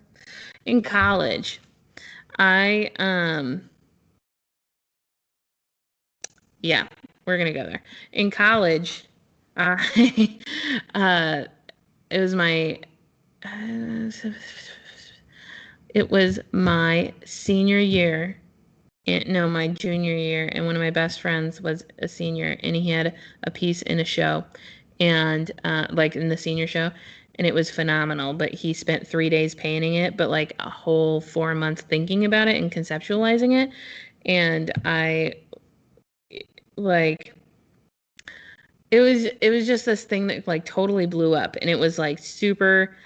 I heard a professor be like, shit. She was like, I can't believe she fucking did this in 3 days, you know, and I was So wait, like, oh yeah, was it a painting? yeah, it was a painting. Okay. Yeah. And it was on plexiglass. He painted it backwards. Um, and I texted him and was like, oh yeah, she doesn't like you. Like she was pissed that he did it in 3 days. And then he ended up going to her, and then she thought that I told him these like terrible things about his painting, and she ended up like being so mad at me and like not liking me for the rest of my college career. I actually ended up leaving college with 3 professors hating me. And So it was just oh, you just repeated a comment that was made without any additional right. context or any Like other things that she I said. had It's no, just yeah, one I comment. probably shouldn't have done that, but also it was like blown way out of proportion. But anyway, that was like probably one of the most like it was embarrassing, but it was also like super traumatic. And she was like, I can't believe you would say that to your friend and like blah blah blah. And I remember her saying like, I can't believe you would speak those things to your friend. And I was like, what the fuck did I say to him? Like I was like, wait, what did I tell him? Yeah. Like, please It tell sounds me. like it sounds like there was probably more to what was said that you didn't hear that maybe. Anyway, that was probably the most like embarrassing thing. Anyway, that's also why I kind of like keep my mouth shut now. And I Yeah. don't talk about things. That was yeah. Moving on. Ryan, do you You're never ever gonna live these questions down. I know. Do you ever think about moving your studio to a storefront, especially after knowing Becca's experience? I feel like I unintentionally bring these topics up sometimes, but I don't mean to. It's not like a dig at you, Becca. You know that. Oh Um, yeah, for sure. It's totally okay. I'm not offended. um, I do not. I would potentially do it if I had somebody else working the storefront, but that's not. I'm not a. It's not out of the question. But if we're talking moving the studio, as in I'm gonna dual studio storefront thing, I don't think I would do that. I think I would still have a separate space that is the studio and a separate space that is the. I wouldn't do a two-in-one kind of deal, but it would have to make Becca, sense. Becca, would you ever recommend Ryan have a storefront? That's Becca's question to Becca. No, I wouldn't. I think You would online's not. the way to go for the future. I'm gonna be completely honest. When somebody I A cost know, cut, right? what? Is it a cost cutting thing? Like you spending money on rent is not worth it when you can keep you can have a building that you own that you can do everything that you need, and online is kind of the way to go for that. Is that kind of what your thought is, or? There's I just know, not but enough also traffic to like make it. online's the future. Yeah, and like you'd have to, but if somebody gave me a storefront in the middle of New York City, like in the most highly foot trafficked area, yeah, I'd have a storefront. But like it'd have to be a fucking great ass location, you You'd have to know? be in the But perfect like market for it that yeah, but has like enough look people that are at going to physically pass by. yeah, I mean look at the amount of reach you can have with an online presence, you know? It just makes more sense to me, you know? You can live wherever. You can live in the cheapest place. People don't care Yeah. where you live. You can live in like Yeah. Idaho or something, and people don't even know. It's just like, hey, I'm shipping stuff from here. Yeah, totally. Worst unsolicited advice you've ever received about pottery, about life in general. I really need to read these beforehand next time. Um, Worst unsolicited advice. I mean, I feel like you always hear the whole like don't quit your day job. I feel like I've heard that enough. mm, That's related to pottery. Like some people just don't understand. They don't understand the drive behind decision making of doing it for the money versus doing it because you like doing it and you yeah, can make it work within your skill set. yeah. I was just thinking about like this is not the worst advice I've ever had, just the funniest one.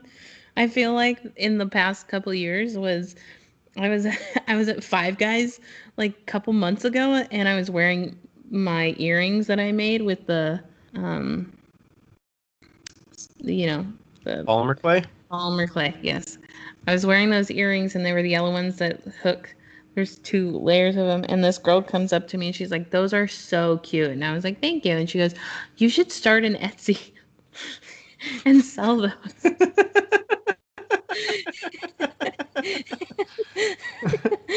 And The thing I is, was she like, probably doesn't know that you're already a maker and like you understand online selling and like all of that I know. stuff. I just like it was just one of those moments where I was like, yeah, sure. Like, oh yeah, that's a great idea. And I was just thinking about like how nobody is allowed to have any hobbies anymore. like, like, if you're good at something, you must sell it. like, But oh, do you think creatives get those kind of comments from people that aren't in small business that like is that uncommon for people outside of creative industries? I don't Like I know. feel like it's so common for people to like comment, "Oh, you should make a bunch of these." Right. So common. Like it feels like they're giving you a gift of unsolicited business advice. You should make a business of this. Hmm. But it's like, Have you ever do made a you know what goes business? into that? Yeah. like, no thanks. Yeah, I don't know. I mean, the life in general one, I guess, would be like the whole like You're a hypocrite. hypocrite. Yeah. I mean, I'll tell Rachel she should make a business out of certain things. Yeah. So don't talk. Whatever. Rachel fucking hopped up and came in here to tell me that. She brought the hammer. That wasn't even my comment. My comment was the other one. The other one about the life one, I guess, would be the whole where we'll say like we don't want kids, and they'll say, "Oh, well, you'll change your mind" or something like that. And it's You'll like, change your can we just like say that we don't want kids and don't feel like you have to sway us or something? Can Like, you just accept our decision? yeah. I mean, if we change our mind, we'll change our mind. But why do you fucking care? Yeah. Mind your business. Yeah. Yeah. All right. The next one's for Becca. If you Okay. did end up being a designer, what kind? Architecture, furniture, clothing? I feel like I know this answer. What do you think? I feel like it would be furniture. I mean, in a roundabout way, I would be an industrial designer, hands down. And Would industrial that design. include like machinery and stuff like that, like building finely crafted things engineering wise that I'm you've interested in crafted? like the design of like peelers, like potato peelers, and like I am supremely interested in furniture design, but I would say that I would probably move towards more of a product design situation because I really like the way things work. Mm-hmm. And making them work well is something that's uh, Do you think very. working in clay and being very dependent on tools in our craft is what kind of gets you to that point of like, I understand what works with this, what doesn't work with this, and you've had a good interaction with a number of tools that you have a good feel about the design of them? Yeah. And also, like, even clay itself, like, that's why my pieces are so very specific, you know? Like, even though some of them look very, like, I'm going to say this word and you're going to have to understand what I mean by it, but like blase, in a sense, like, they seem very organic and a very, like, you know, oh, Wabi wow, sabi? yeah, like, she just made this. Like, it's so great. It's very much designed. Like, most everything is very, very much designed. So, Yeah. yeah, I think that clay was definitely a compromise to that, unintentionally, but yeah, Yeah. definitely industrial design. Okay, Ryan.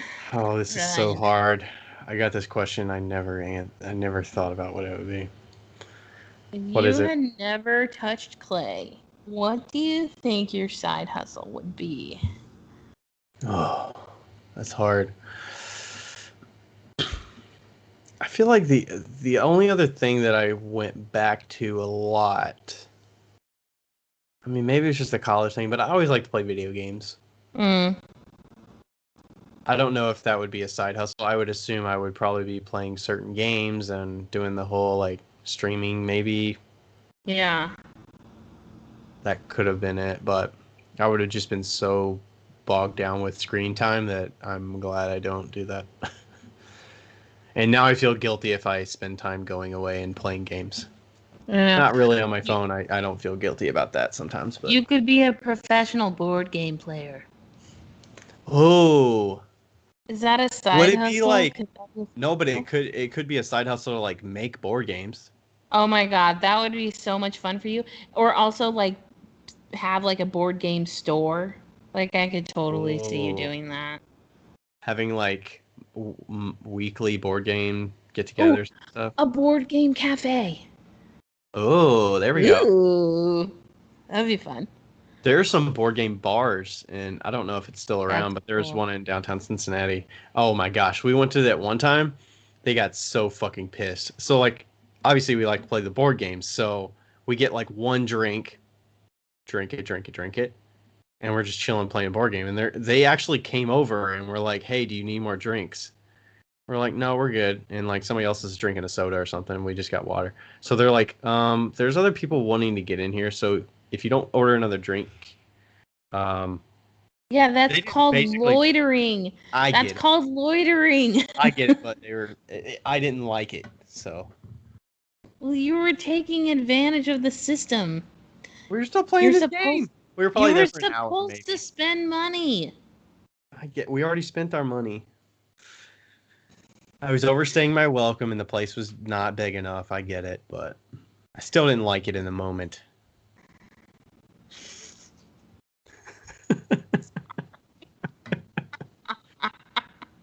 Okay, Ryan, best and worst parts of doing business with Etsy.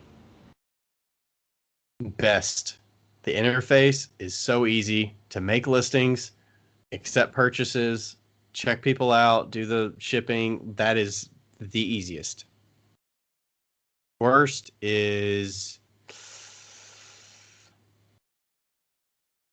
probably like the intricacy, meaning how much you're actually giving because you list the thing at this price. It's so like obscured. You can find it out, but you got to dig. Um, and then like maybe just in general, like I want more granularity of like how people are actually getting to my stuff more. I wish they had like overall, like, here's how people are mostly finding you. Are they mostly finding you through search, or are they directly coming from your Instagram? Are they, I mean, you can find that out, but it's kind of like this percentage of people are coming from here, but it's like these purchases were directly from their entry point through Instagram. I wish I could figure that stuff out more. Yeah. And then like you get the money gets deposited, and you know how much it gets deposited, but you've already like spent the money to list. They've taken their cut, the shipping came out of it, and like you get the leftover. But it's like it's kind of hard to understand how much you're actually getting of it. Yeah. That's the worst parts, I guess. And then the next one is Becca. What are the best and worst parts of doing business with Squeebly? They really do need to call it Squeebly. For People those that of you who don't know, yeah, go ahead. that's Squeebly is a term coined by me because Weebly paired with Square is Squeebly. So it's different because Weebly has its own website interface, but then there's a commerce section of Square that they go through Weebly, so it's a little bit different. They don't have all the things that Weebly have, but Weebly doesn't have all the things Squeebly has. So It's like Weebly Light, basically. yeah, it's like Weebly Light. So I actually I'm getting more frustrated with Squeebly. I think I might switch to Shopify. Just because the main reason I had Squeebly was because I had the store, and having the Square interface connected to my website while also having the storefront was extremely like it was great. And so that whole the whole Square interface connection is fantastic. What I love and what I hate about it is that it's connected to QuickBooks, and it scoots over super, super seamlessly, except for one thing that I've still yet to find that scoots over to QuickBooks, like QuickBooks seamlessly, is taxes. That's the part that really fucks me over every Sales single month. taxes that you're responsible for paying to Yeah, the different so counties and whatnot. yeah, so the way that Washington works, like we're 6 months ago, the way that Washington works is that you have to pay a county tax and a state tax. So you pay the state tax, that's like 6.4, and then whatever county tax is on top of that. So if you're selling within the state of Washington, and let's say you sell something online on Squeebly, and it goes into QuickBooks, it can't find the tax. Whereas normally, if you would sell something straight through Square, like if I sold it in the store or at a market and I had that tax set up with the exact same name in QuickBooks as I had it set up in Square, it would scoot over and it'd recognize that tax, and it would say, oh, this is from Bellevue, or oh, this is from Seattle. And so then it would put it into the right category. And then paying your taxes at the end of the quarter is easy. But because it's online, it's so hard.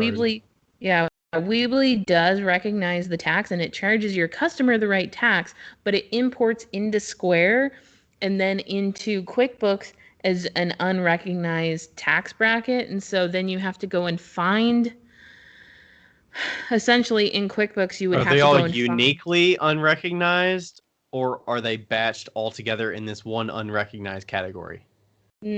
like you can find all the unrecognized ones, but you have to go into each one individually and figure out which tax bracket it is. That And sucks. even if they like buy it and it was in the same county, like if it was in Monroe, it wouldn't matter. So that's my biggest issue, is that not everything is integrated. Like when one thing's not integrated, it can fuck up your whole system. And so thankfully by the time I was done with it, I kind of figured it out. But That's a lot that's of why I'm manual probably work. yeah, that's why I'm probably gonna go to to Shopify, because which, by the way, Shopify's taxes situation still kind of a pain in the ass, but at least in Washington, we figured out a spreadsheet for it, but it was I, So is me and that Andrew would something that always a do it at bookkeeper midnight. would do for you every month? If you, No, or would I'd you have to personally do do that. that? I'd have to do that because it was so specific. Some things the bookkeeper just doesn't understand. And so I've Yeah, had that's very issues. in the weeds. Yeah. So that I know that's like a really weird thing, but that's my least like that. Okay, that's the thing that I hate the most. And also the fact that you can't do like a preview on Weebly. You Yeah, have to like put there's no everything preview on at, Etsy either. yeah, you have to put like an everything at 0 or, and it could take like a long time to upload things. And you also can't upload batch. You can upload batch items, but you can't upload the pictures onto those batch items. So you have to go in and individually upload the pictures. That's annoying as well. You can't go to a listing and say upload and select 5 and then say upload and it'll No, add you can those do 5 that. and load them. No, you can do that, but like if I have 100 mugs that I want to upload for a preview or like a sale, I would go in and I'd make a spreadsheet for that and I'd auto upload it to the website. Yeah. So it has every single item, so it has 1 through 100. But then I have to go through and add the pictures into each item. It'd be nice if you could add the pictures into like the spreadsheet and do Yeah. it quickly. The But like the path adding, to it or something. yeah, but adding in the pictures is really hard. So I didn't know that you could do that. You can upload a spreadsheet that just has your what like column 1 is your title, column 2 is your mhm. description, and you got a price and quantity and Yeah, stuff like that. the easiest way to do it is actually to export the spreadsheet first. So you export your items and Yeah. then you just then you You just delete everything replace. and then yeah, and then replace everything and then you add it to your item list. You don't replace it, but you add it to it. Yeah. I gotcha. Yeah. Cool. Yeah. Okay, how many items do you make per month? You have a list. I'm currently making about 430 per month, I would say. Hmm. I can answer this. Yeah, Um, Becca's got notes. That's how she gets paid, by how many pieces she makes. So she definitely knows this. I don't think I have June though. I don't have April, but I do have March and February and yeah, March and February. That's my just thrown February, pieces. That's not finished pieces. That's just yes, thrown. we're just talking about Throne. It's too hard to Um, keep track of every piece that I take out of the kiln. I'm moving yeah. pieces so much. Okay, so February was 1,899 and March was 1,800. Damn. You know what was funny? I was on a call with a coworker yesterday, and they saw my cubby shelves and they saw all the pots, and then he asked how many pots have you made in your lifetime, and I said probably 10,000, and he was like scoffing it off, like there's no way you made 10,000 things. I don't believe that. I will make 10,000 things this year. Yeah, and I'm like, yeah, I didn't really think about it, and I was like, I probably have made 10,000. I was like, give or take maybe 2,000, but that's probably undershooting it. I've probably made more than 10,000. Like I've been making since 2007. Obviously, I haven't been making to the same number, but like last year, I made 3,500 pieces last year. Just looking at last year, and then not saying I'm making 3,500 every year, but is it unrealistic to think that I have made 10,000? Like that's probably accurate.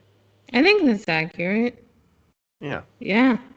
Let's see, just this week alone, and I took Sunday off. 100, 201, 269 just this week. Nice. So, yeah, I should add up April because I have all of those, but it's, yeah, lots of pieces, but that's all I do every day. So, Yeah. The I feel like the hard part, which is I'm that's the scary part. I feel like for the people that do it full time jumping out of college, Like, you got to make the money, but that means you have to make and sell Mm-hmm. hundreds of pieces, right? Yeah. How do you sell that many pieces? You gotta I don't know. you gotta hustle to sell that many pieces. I Yeah. mean, luckily I have a lot of diversification, so that I kind of lose track of how many things I'm making. Like, what percentage of that, 3,500 did I sell last year? It might have been like 70% of that. There's some loss in there, but it's like it could have been 70%. I don't know.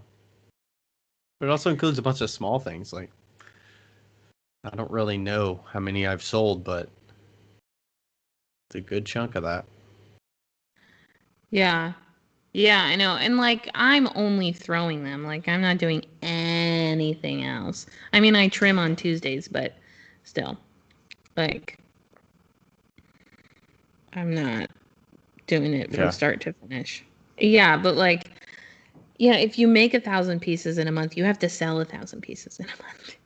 Yeah. Like you can't just Sometimes it's like, okay, I got to make $5,000, and it's how many pieces do you have to make to sell to make $5,000?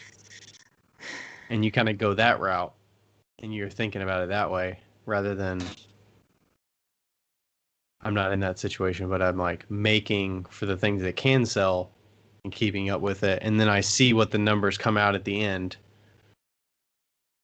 but I'm not intentionally shooting for a number. I think it's just what you become accustomed to based on what you've historically done, I guess. Yeah. I want to leave that top one for our very last question because I think it's a fun one. So we'll go to the ones that were in my little thing. Okay. Uh, I forgot about your little group here. yeah. She says, Becca, have you tried St. Elmo's shrimp cocktail yet? I have not. I don't know if I've ever actually had a shrimp cocktail. Ugh, Uh, I have. I do not like them.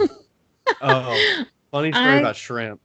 I I was at a family, or not a family thing. It was at a work get together. It was like a work dinner. We were visiting as a group, but one of the work colleagues actually lived in Florida, and he was like, "Hey, do y'all want some shrimp?" And I was like, "Yeah, I like shrimp." Like, I was assuming like fried or like cooked shrimp. It was yeah. raw shrimp, like shrimp cocktail, and I was like, "Oh, now I I think can't not shrimp eat it." cocktail is cooked shrimp, but it's cold, right? Okay, I don't know. I think It's it's it's cooked, but cold. it's cold. I'm not a cold shrimp fan, so I'm all into like fried shrimp or like grilled shrimp, but Yeah, I'm I like don't know if I've cocktail, ever had cold shrimp. Yeah, it's I did not that not grow great. up liking shrimp. This is a new development. Like, I do like shrimp, so it's a new thing. So I don't think I've actually had the opportunity to have a shrimp cocktail. And I don't know what St. Elmo's is. I'm assuming that is someplace in Indiana. But Mm, yeah, so that's a negative, negatory. Um, negative go. negative Ghost Rider. What has been your favorite slash best year of your life so far? I like that question. Favorite best year of life so far. Uh, I can't even remember what I did last week. Um, of your life. I mean, I would say, I don't know. I would probably say like 2019, maybe. Like the Yeah, most recent year that was like semi-regular. yeah. I don't know. What do you think? Or how would you judge it? How do you dig in and I would say, I I know this sounds fucking terrible, I guess, but I would say 2020 was my best year. 2020? I was Man, trying not like, to say 2020, but but it was the such a, like, I know it was a shitty year, but it was such a good year too, like for growth for me, that it was good. yeah, I think the amount of noise outside of what I normally focus on was what drug it down for me. Mm, yeah, The back and forth with like what people think about a certain topic and political and all of yeah, that noise just like on the average drug it down for me. That's yeah. I think that's what didn't make it the best year. Okay. Um. Oh, top 3 current artists you would like to collaborate with. Doesn't have to be ceramic related. Yeah. I don't know if we can find 3. So let's just go with 1.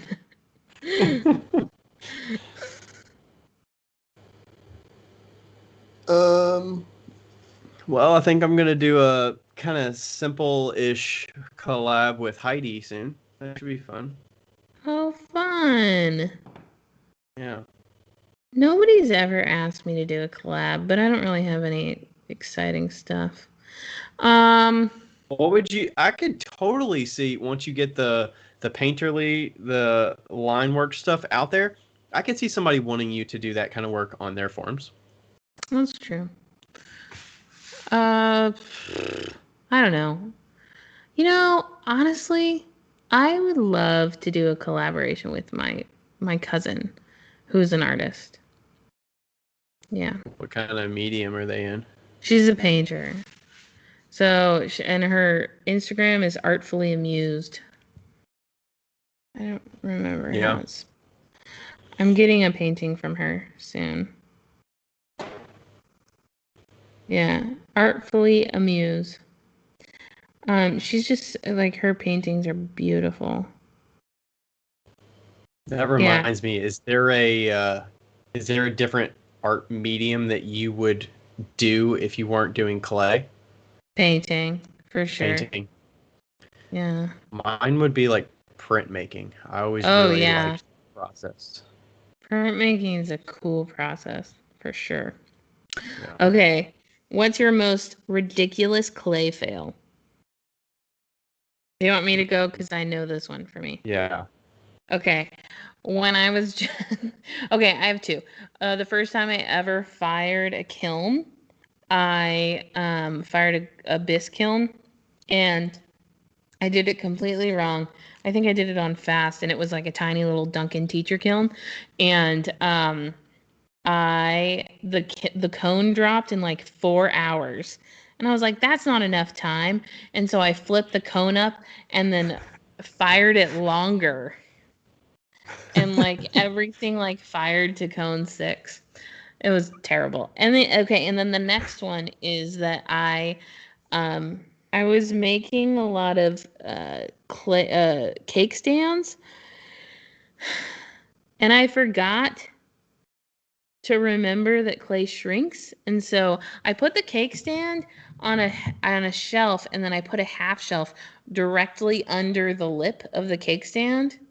And it was so close to it that when the cake stand shrunk, it shrunk onto the kiln shelf and fused itself to the kiln shelf Oh because the no.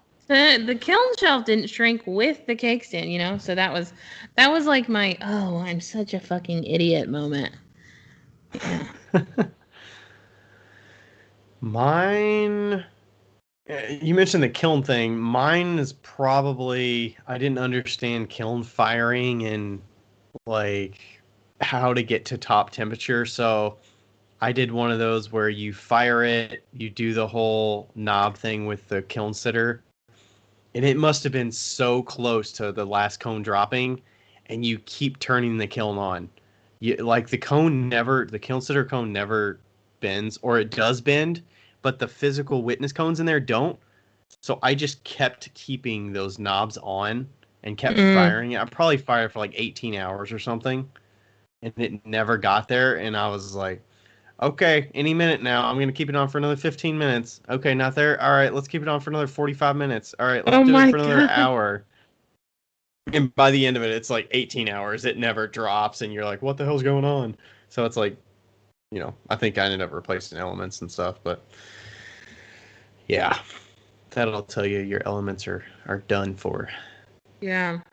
That and also um when I used to have my kiln on wheels, and I had an external um digital controller, and then the kiln was plugged into that, and then the cord melted because it hit the side of the kiln. It was on my front porch, and then it tripped the breaker, and I was asleep.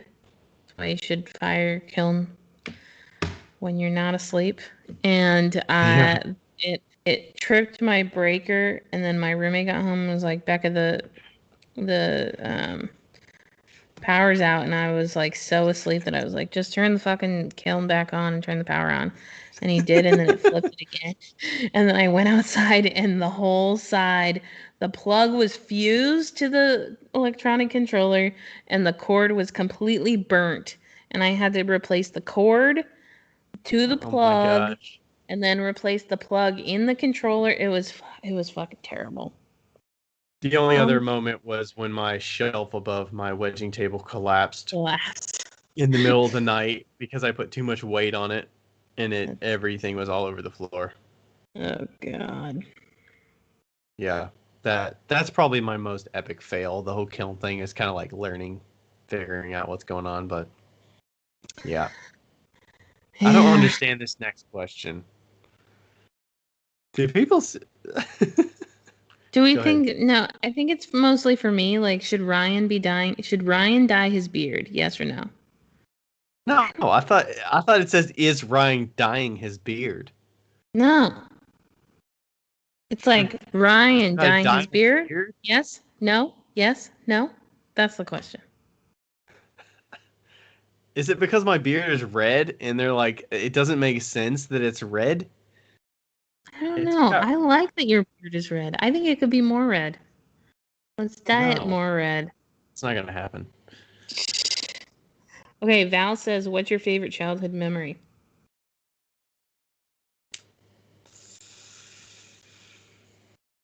Favorite childhood memory. Probably just the like riding the bikes in the neighborhood. Mm. Riding bikes in the neighborhood, building ramps on the sidewalk, going over these big ass ramps. That was Yeah. fun. Good times.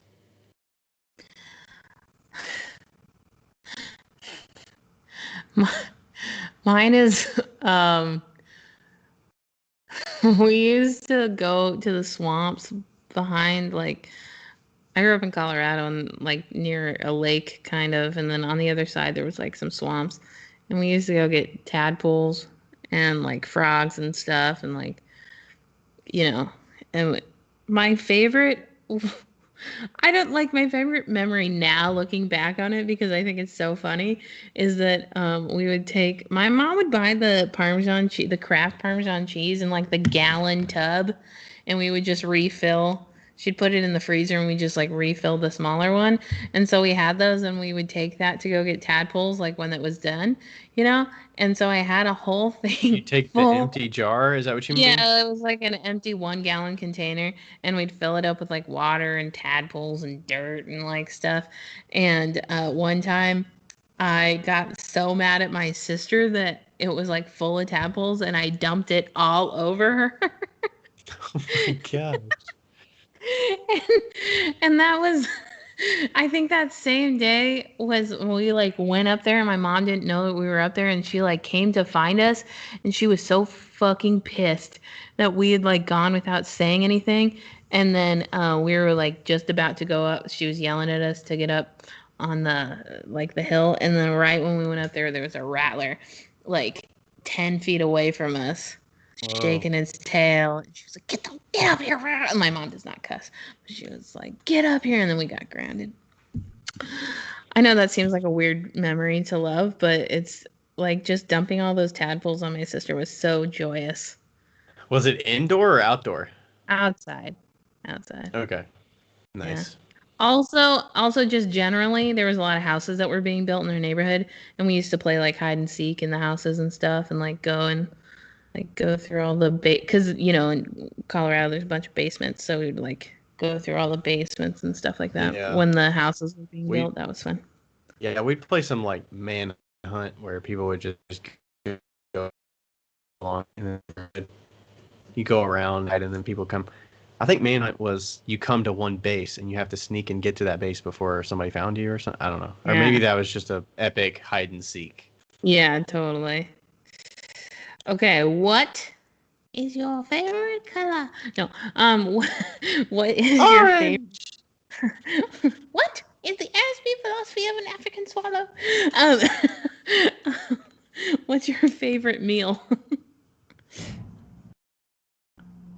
I feel like I've answered this before. I really like the. I'm thinking like dinner meal, like the chicken and steak from a hibachi grill with the rice and the vegetables is my favorite like meal, I guess. Mm, The fried rice. And do you know what I'm talking about? Have you gone to hibachi grill before? no. Oh, it's where they do the like grill in front of you and they do the little tricks with the Yeah, knives and stuff, and they cook it and it's good. good shit. Um, people keep waving at me when they go by. My favorite meal. Okay, Val, this is for you specifically. My favorite meal that I've ever had was the first time I ever ate dinner at Val's house, and her husband made filet mignon sliders with homemade fries and a garlic aioli. And from Ooh, that and from that moment on, I knew that we were gonna be friends. what is aioli exactly? Is It's that like just a it's like a mayonnaise. mayo? Okay, I mean, it's like fancy oil. mayo. Yeah, essentially. So good. Um, yeah. Sounds So, good. I mean, yeah, I could do without the actual buns and stuff for the sliders. I could just take the filet mignon. filet mignon, maybe a few onion straws on top. Get some thin cut fries with some Cajun seasoning on it. Oh, My favorite meal is anything that David Flynn makes. that's that's my favorite meal. oh, I was like, He's who the is best. that? That's Val's That's husband, I Val's guess. husband. I was like, is Okay. there a popular guy named David Flynn that No, has a restaurant? Okay. he should have a restaurant. Okay. What do you like to do when you need to blow off steam or get out of your own head? Go golfing. Oh, that's a good answer. I watch movies. Yeah, I like to watch movies. Yeah, I feel like watching movies is the only thing that like really distracts me. Or playing a Usually, video game, that might be another one yeah. too. Like I'll play on old PS2 or Xbox 360, just play an old game. It's just mindless. Yeah. If I want to get in my own head, I go for a drive. Like if I Okay. want to really think about things, I go for a drive. Okay. That's why you like to drive a lot. Mm-hmm. Yep. Hmm. Okay. Our very last question. This was really good timed. We're at 2 hours and 7 minutes. Yeah. Okay. What is one piece of equipment you really want to get and why? You love this question, don't you? I love equipment. um, I want a new kiln Brand new. because I've never had a new kiln before. I don't think I've ever had a new piece of equipment except that banding wheel. I mean, banding wheels and like tools, sure, but like equipment, banding wheels the only brand new equipment I've had. I think a new kiln.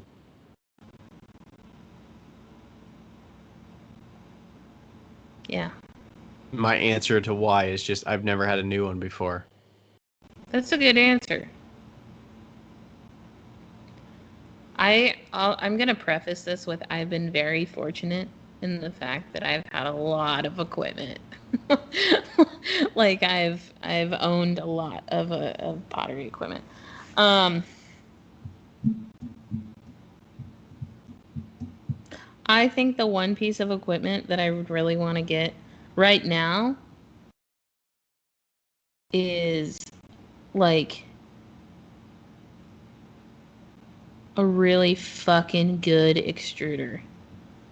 Like, I know that's a weird thing and it's simple, but like a really good extruder that like doesn't squirt out the side. Like that keeps all the clay in it. Good suction and doesn't have a dried out rubber piece that's supposed to provide suction but doesn't. Yeah, something that's just like a really solid, like what is it? The handy dandy clay, no, is it the handy dandy clay extruder or something like that? Are you looking for That like a they hand extruder or a wall No, extruder? the wall one. Okay. Yeah, it's the one that they make at Tacoma. I think it's What would you use that for? I don't know. Like I don't really need any tools. I don't need equipment. Like I don't need any more equipment. So like I have everything that I need. But if I was gonna like I mean, it seems like you really, really want a kiln that's taking forever to get to you. I mean, yeah, but I already have that. I already have. I Not wouldn't yet. mind like Not yet. You don't. I wouldn't mind like a magic. I wouldn't mind a pug mill that actually worked.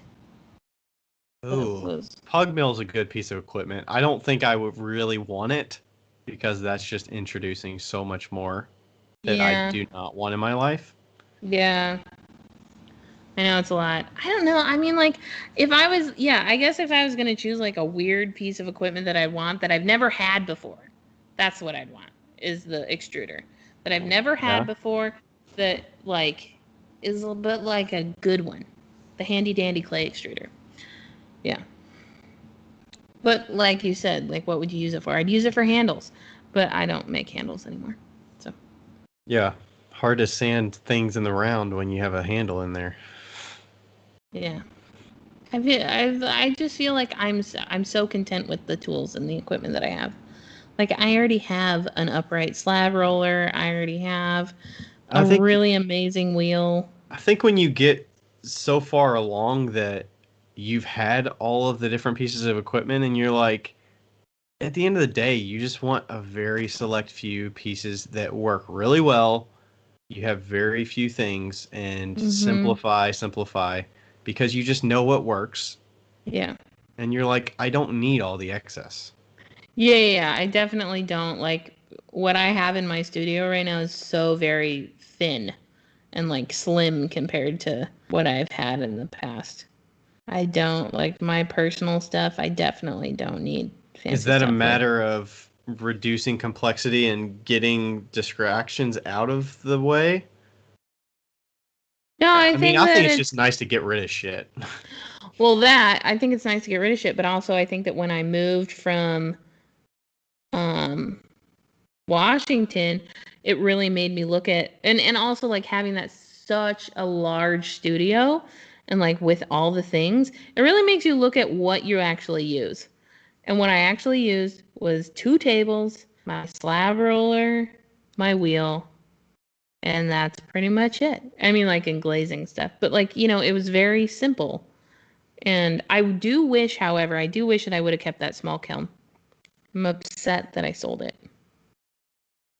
Could you have transported that if you had to? Very easily. Yeah. The Yeah. baby kiln. That could have got you through right now. The baby kiln would have been fine. Yeah. Yeah. Plus, with the So, quantity you're producing, like the baby kiln would probably be a sweet spot for you. yeah, it would have been perfect. Super frustrating. That's Damn. okay. Do you really That want a is baby kiln? I would fucking love a baby kiln. I love baby kilns. Those are 3 cubic foot kilns, by the way. Not the 1 cubic Not the foot kiln. test doll, not the Yeah, test kiln, no. the Not a tiny. doll kiln. Yeah. uh, What I'm dolls are just that thinking small that you're firing in I there? know. That tiny? I was just thinking about Gary and how he got a doll kiln and he put a banana on top of it for reference. Who did that? My old student Gary was like the funniest person I've ever met in my life. And I was like, he goes, I got the kiln. It's really small. And I was like, well, how many cubic feet was it? And he was like, cubic feet? You mean cubic centimeters? How many bananas can I fit in this thing? And so he sends me a picture of it and he says, I put the banana in for reference. And he put a banana on top. on top of the kiln, and he like, he named it Big Bertha.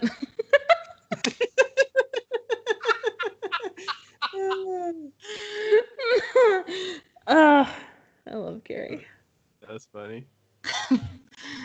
Uh, I was trimming when he called me and told me this, and I started busting out laughing. And Sarah was like, "What is wrong with you?" One of the hilarious. Okay, so people don't know this, or maybe they do know this, but we're digging back into old episodes and finding classic moments and funny moments. I'm still trying to find it, and if you can find it, find it. The one where you're telling me about that kid that brought the piece in his backpack. That Oh was one my! of the funniest moments, and I'm trying to find it. It's I got to be back remember. in like March, or like April, May of 2020. So we'll have to dig a little bit, but that was fucking classic. And I haven't done the investigation to go find it yet, but Oh oh my my God! gosh. What did he put? It was in the. It was during COVID, right at the beginning. It must have been in March. Yeah. Oh, I'll find it. I will find it. Oh my God. That was so funny. He was such a funny little kid. I was like, he like misspelled the name. It was can't remember what it was. Oh my gosh. He made a box to put cotton swabs in. Did it say like yeet on it or something like It that? said something. It was so funny. It was like, I don't remember what it said on it, but he was just like one of those kids that you look at and you're like, how? Like, Oh like gosh. how?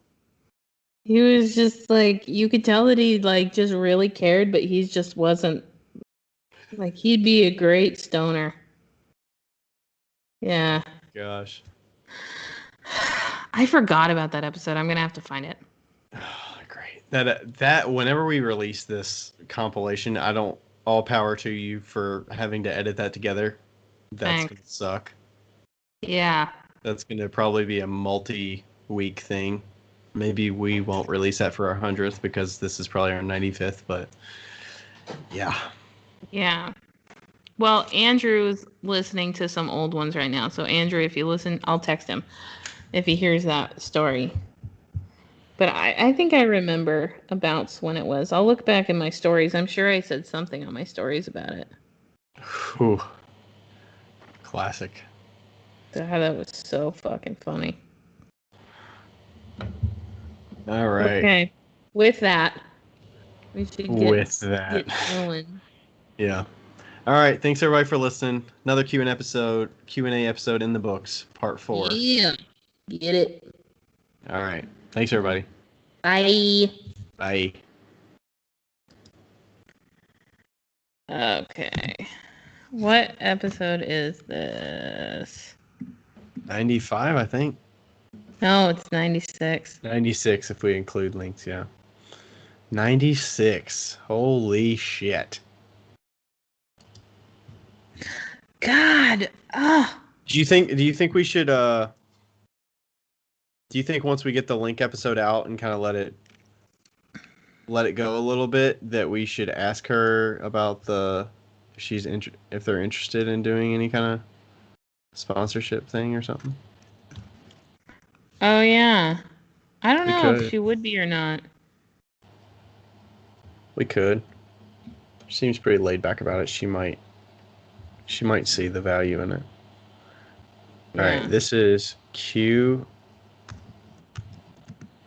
and A part 4.